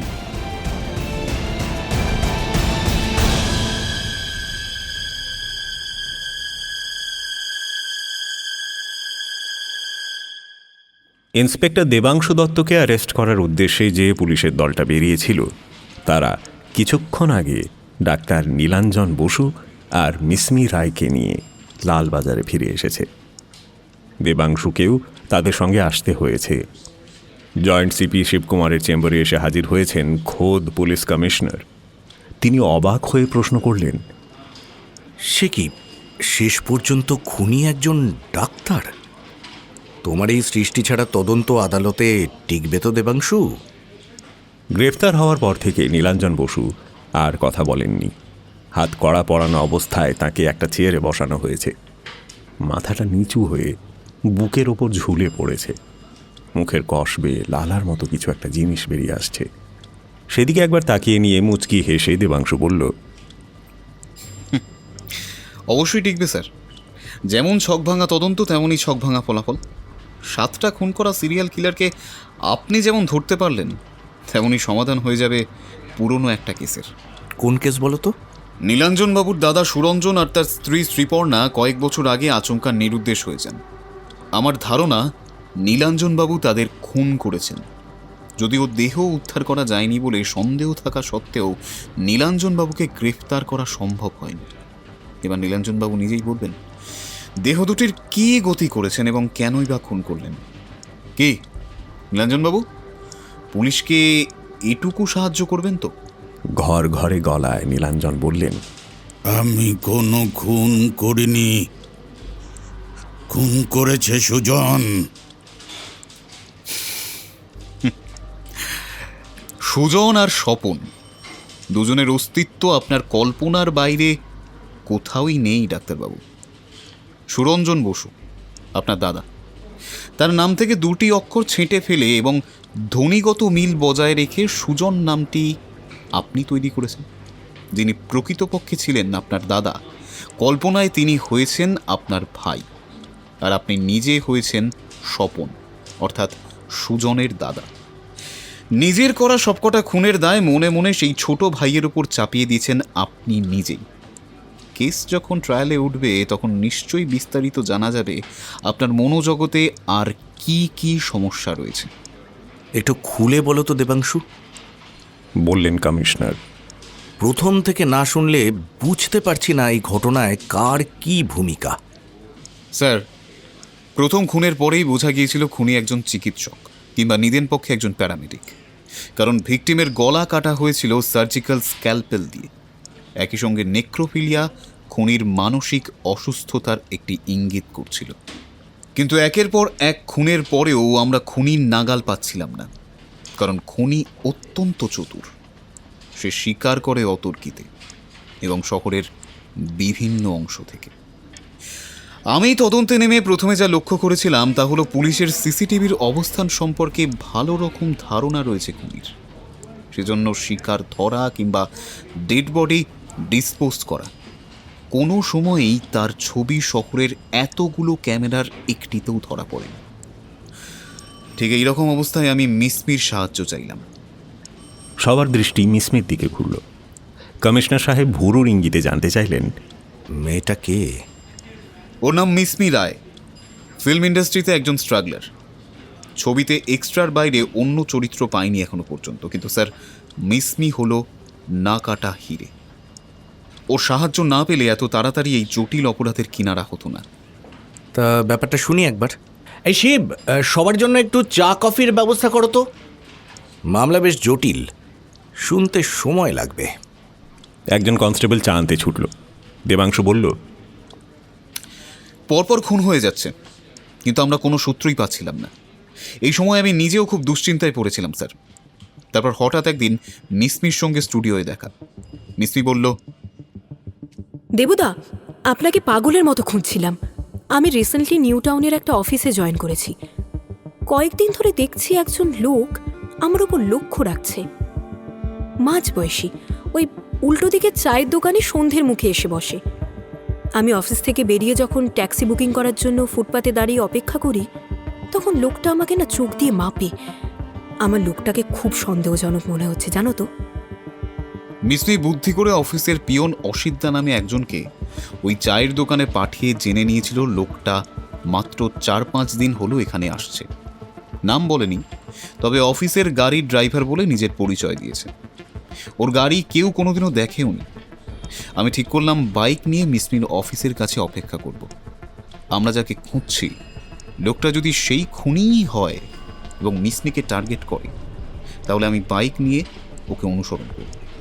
অ্যাডভেঞ্চার করার আগ্রহ থেকে মিসমি আমার প্রস্তাবে রাজি হয়ে গেল। মিসমির নিরাপত্তার জন্য ওর হাতে তুলে দিয়েছিলাম একটা জিপিএস ট্র্যাকার। জিনিসটা লিপস্টিকের মধ্যে লুকোনো থাকবে। নিচের দিকটা ঘুরিয়ে লিপস্টিক বার করার চেষ্টা করলেই জিপিএস অ্যাক্টিভেশন হয়ে যাবে। আমাকে বেশি দিন অপেক্ষা করতে হয়নি। 2 দিনের মাথায় সেই ব্যক্তি শাটল ট্যাক্সি চালক সেজে মিসমিকে গাড়িতে ওঠার প্রস্তাব দিল। মিসমিকে আগে থেকেই বলে রেখেছিলাম গাড়ি নিয়ে যেন বাড়িতে না যায়, কারণ লোকটা বিপজ্জনক হলে বাড়ি চিনে রাখলে পরে এসে হামলা করতে পারে। আমি গাড়ির নম্বর দেখে নিয়েছিলাম, কিন্তু কাউকে জানাইনি, কারণ চালক সত্যিই খুনি কিনা তা তো জানা নেই। এদিকে হবি তো আমার বাইক সেদিনই মাঝ রাস্তায় বিগড়ে গেল, আর এই সুযোগে খুনি ইঞ্জেকশন দিয়ে অজ্ঞান করে মিসমিকে নিয়ে পালিয়ে গেল। এবার আমি পড়লাম ঘোর বিপদে। একে তো মিসমি গাড়িতে উঠে কথায় কথায় ভুলে গিয়েছিল জিপিএস ট্র্যাকারটা অন করতে, আর অন্যদিকে খুনি ওর মোবাইলটা নিয়ে নিয়েছে। সুতরাং ওকে ট্র্যাক করার আর কোনো উপায় রইল না। তবে এই প্রাথমিক গলতটা খুব তাড়াতাড়ি উপস্থিত বুদ্ধি আর অভিনয় দিয়ে মিসমি মেকআপ করে দিল। ওর জীবনের সেরা অভিনয়টা করলো খুনির সঙ্গে। মিসমি বুঝে নিয়েছিল ওর জীবনের মেয়াদ নির্ভর করছে ওর অভিনয়ের ওপর। A big hands for Mishmi. হাততালি দিল দেবাংশু। রামকৃষ্ণ মণ্ডল ছাড়া অন্য সকলেই তাতে যোগ দিলেন। মিসমি লাজুক মুখে একটু হাসলে দেবাংশু আবার বলতে শুরু করলো। কিডন্যাপিংয়ের পর দিন সাতেক আমি বেশ ভয়ে ভয়ে ছিলাম। তারপর একদিন খুনিকে কায়দা করে বাজারে না দোকানে কোনো একটা জায়গায় পাঠিয়ে দিয়ে মিসমি ওর লুকিয়ে রাখা ফোনটা খুঁজে পেতে জোগাড় করে আমার সঙ্গে যোগাযোগ করলো। কিন্তু দীর্ঘদিন ওর ফোনে চার্জ দেওয়া হয়নি। একটু কথা বলার পরেই ফোনটা ডেড হয়ে গেল। তবে মিসমি বলল পরিস্থিতি ওর নিয়ন্ত্রণে আছে এবং লোকটা সম্পর্কে বিস্তারিত তথ্য জানার চেষ্টা করছে। বাড়ির বাইরে বেরোতে পারেনি বলে জায়গাটা কোথায় সেটা সে বলতে পারল না। আমি অবশ্য সার্ভিস প্রোভাইডারের কাছ থেকে জেনে নিলাম টাওয়ার লোকেশন দেশপ্রিয় পার্কের কাছে। স্যার, সিরিয়াল কিলারদের একটা প্রবণতা হলো পুলিশকে চ্যালেঞ্জ জানানো। এবার সেই কাজটাই করল খুনি। থানায় গিয়ে নিজের পরিচয় দিয়ে স্বপন চৌধুরী নামে একজন কাল্পনিক রোগীর কথা বলল। স্বপন তার ভাই সুজনকে কলকাতায় ঘটে যাওয়া খুনগুলোর জন্য দায়ী মনে করছে। স্বপনের স্ত্রীর নাম হিসেবে শ্রীপর্ণা নামটা বলল, যা প্রকৃতপক্ষে নিজের নিখোঁজ দাদার স্ত্রীর নাম। নীলাঞ্জন বসুকে জেরা করে পুলিশ স্বপন চৌধুরীর কম্পোজিট স্কেচ তৈরি করল। নিজের মনে স্বপনকে যেভাবে দেখে নীলাঞ্জন, তার বর্ণনা শুনে সেভাবেই পুলিশ স্কেচ তৈরি করল। সেই স্কেচ খুনির মুখের সঙ্গে মেলার কথা নয় এবং মেলেওনি। এদিকে রাজু দলুইকে প্রশ্ন করে যে স্কেচ তৈরি করা হয়েছিল তার সঙ্গে নীলাঞ্জন বসুর মিল থাকলেও তফাৎ গড়ে দিয়েছিল ডাক্তারের নকল ফ্রেঞ্চ কাট দাড়ি। এখন যদি ডাক্তারবাবুর মুখটা একবার দেখেন তাহলে বুঝবেন কম্পোজিট স্কেচের মিল কতটা। সবাই একবার নীলাঞ্জন বসুর দিকে তাকালো। এখনও মাথা নিচু করে বসে আছেন তিনি। থুতনিতে দাড়ি নেই। এক ঝলক দেখে নিয়ে কমিশনার সাহেব বললেন, আচ্ছা, ওসব পরে দেখা যাবে, আগে গল্পটা শেষ হোক। স্যার, অভ্র কিন্তু আপনার একটা অর্ডার অমান্য করেছে। আশা করি সেজন্য আপনারা ওকে শাস্তি দেবেন না। তদন্তের অগ্রগতি নিয়ে অভ্র আমার সঙ্গে আলোচনা করত। সেভাবেই জানতে পারলাম নীলাঞ্জন বসু আর শ্রীপর্ণা এই নাম দুটো। বিশেষ করে শ্রীপর্ণা নামটা আমাকে স্ট্রাইক করলো। বছর পাঁচেক আগে আমি যখন লালবাজারে প্রথম এসেছি তখন শহরের বিশিষ্ট চিকিৎসক ডক্টর সুরঞ্জন বসু এবং তার স্ত্রী শ্রীপর্ণা বসুর রহস্যময় অন্তর্ধানের ঘটনা ঘটেছিল। সবাই সন্দেহ করেছিল দুজন খুন হয়েছেন, কিন্তু তাদের দেহ খুঁজে পাওয়া যায়নি বলে তদন্ত অগ্রসর হয়নি। আমি জানি দেবুদা, বডি দুটো বাড়ির গ্যারেজের নিচে পুঁতে দিয়ে ওপরে সিমেন্ট ঢালাই করে দেওয়া হয়েছে। এই ইনফরমেশনটার জন্য thank you Mismi, thank you. হ্যাঁ, এবার আমি নীলাঞ্জন বসু সম্পর্কে খোঁজখবর নিয়ে দেখলাম। দেশপ্রিয় পার্কের কাছে একটা সরু রাস্তায় পৈতৃক বাড়ির নিচে তার চেম্বার। বাড়ির একতলায় একপাশে গ্যারাজ আর একদিকে তার চেম্বার। আগে ওই চেম্বারে বসতেন সুরঞ্জন বসু। তিনি মেডিসিনের স্পেশালিস্ট ছিলেন। বাড়িটা 3 তলা। 2 তলায় তিনি নিজে থাকেন, 3 তলায় থাকতেন সুরঞ্জন বাবুরা। সুরঞ্জন বাবুর অন্তর্ধানের পর থেকে 3 তলাটা বন্ধই থাকে। বাড়ির পেছন দিকে এক চিলতে ছোট বাগান টাইপের জায়গা আছে। ইন্টারেস্টিং ব্যাপার হলো, সুরঞ্জন বাবু যতদিন নিরুদ্দেশ হননি ততদিন তার ভাই যে একজন চিকিৎসক সে কথা পাড়ার কেউই জানত না। দাদা নিরুদ্দেশ হওয়ার পরেই নীলাঞ্জন বাবু ডাক্তার সেজে চেম্বার করা শুরু করলেন। আমি কিছুদিন আগে কথায় কথায় অভ্রকে বলেছিলাম কলকাতা থেকে জাল ডাক্তাররা পাত্তারি গুটিয়েছে। সেটা যে ভুল ভাবতাম তা নীলাঞ্জনবাবু দেখিয়ে দিয়েছেন। তবে ঘটনা হলো নীলাঞ্জনবাবু পুরোপুরি ডাক্তার না হলেও কিছুদিন ডাক্তারি পড়েছিলেন। তারপর একটা অবাঞ্ছিত ঘটনা ঘটে তার সঙ্গে, তিনি পড়াশোনা ছেড়ে দেন। এই ঘটনার সঙ্গে তার দাদা বৌদির নিরুদ্দেশের তথা খুনের সংযোগ রয়েছে।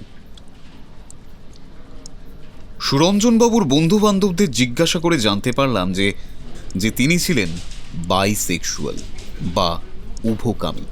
তার উগ্র যৌন লালসার হাত থেকে রেহাই পায়নি তার ভাই নীলাঞ্জন। ভাইয়ের থেকে 9 বছর বড় সুরঞ্জন যখন ভাইকে ধর্ষণ করেন তখন তিনি এমডি করছেন, আর নীলাঞ্জন একই মেডিকেল কলেজের ফার্স্ট ইয়ারের ছাত্র। ভাইয়ের পায়ুমৈথুন করেই সুরঞ্জন ক্ষান্ত হননি।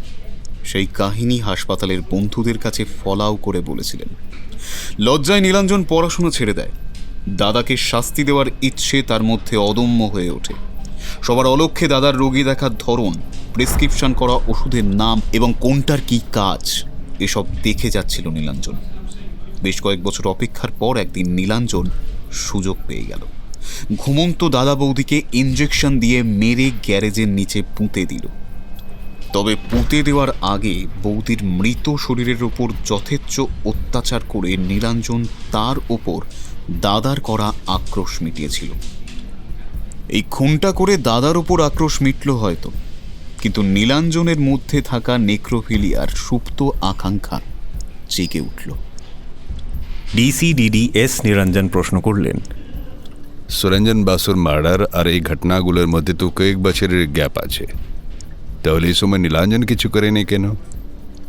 এটা বলা খুব ডিফিকাল্ট স্যার। নতুন করে কোনো ঘটনায় এই প্রবণতা ট্রিগার হলো এটা নীলাঞ্জনবাবুকে ভালো করে পরীক্ষা করে একমাত্র সাইকিয়াট্রিস্টরা বলতে পারবেন। আবার এমনও হতে পারে এই মধ্যবর্তী সময়ে উনি হয়তো লুকিয়ে চুরিয়ে বেওয়ারিশ লাশকে সম্ভোগ করেছেন, কিন্তু পুলিশের কাছে তার কোনো খবর এসে পৌঁছায়নি। তবে 7টা খুনের পর 8 নম্বরে মিসমিকে পাওয়ার পর নীলাঞ্জন নতুন একটা জীবনের সন্ধান পেলেন। একই সঙ্গে মনের মধ্যে একটা গ্লানি তৈরি হলো। শটান থানায় গিয়ে স্বপন আর সুজনের গল্পটা শুনিয়ে এলেন, কিন্তু বেফাঁস মুখ থেকে বেরিয়ে গেল শ্রীপর্ণার নামটা। অভ্রর মুখ থেকে নামটা শুনেই আমি পুরনো ফাইলগুলো ঘেঁটে দেখলাম এই নীলাঞ্জন ডাক্তার সেই সুরঞ্জনেরই ছোট ভাই। এদিকে আচমকাই মত বদল হলো নীলাঞ্জনের। একদিন ঠিক করলো আজই মিসমিকে দুনিয়া থেকে সরিয়ে দেবে। মিসমি পড়ল ঘোর বিপদে, কিন্তু মাথা ঠান্ডা রেখে জীবনের শেষবার সাজগোজ করার জন্য ব্যাগ থেকে প্রসাধন সামগ্রী বার করলো। লিপস্টিক বার করার সঙ্গে সঙ্গে জিপিএস চালু হয়ে গেল। আমার মোবাইলের লোকেশন পেয়ে গেলাম। বাইক নিয়ে ছুটে এসে দেখি নীলাঞ্জন সিরিজে ওষুধ ভরে একেবারে প্রস্তুত হয়ে বসে আছে। আর একটু দেরি হলেই হয়তো বিপদ হতে পারত। খুব বড় ঝুঁকি নেওয়া হয়ে গিয়েছে কিন্তু। কমিশনার সাহেব বললেন, ছকের বাইরে গিয়ে ভাবতে না পারলে সাফল্য আসে না, এটা জানি, কিন্তু তাই বলে এত বড় ঝুঁকি নেওয়া। আমার মতো এক্সট্রা জীবনটাই তো ঝুঁকির স্যার। ভিড়ের দৃশ্যে মুখ দেখানোর জন্য ডিরেক্টর প্রডিউসার অনেক কিছু সুবিধা দাবি করে। সেই সব ঝুঁকি নিয়েই ইন্ডাস্ট্রির সঙ্গে আছি, যদি একদিন ভালো কোনো চরিত্র জুটে যায়, এই আশাতেই। হাসি ফুটে উঠল পুলিশ কমিশনারের মুখে। বেশ, আমি সাহসিকতার জন্য পুলিশ মেডেল দেওয়ার ব্যাপারে তোমার নাম আলাদাভাবে সুপারিশ করব। আর হ্যাঁ, সিনেমার শুটিং করার পারমিশন চেয়ে যেসব পরিচালক আসেন আমার কাছে, তাদের সবাইকে তোমার নাম বলবো।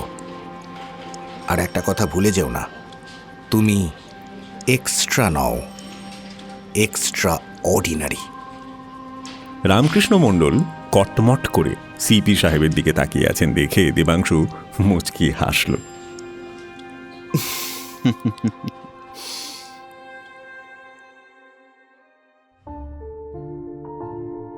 আজ কাহনে শুনলেন এক্সট্রা, রচনা কাজল ভট্টাচার্য।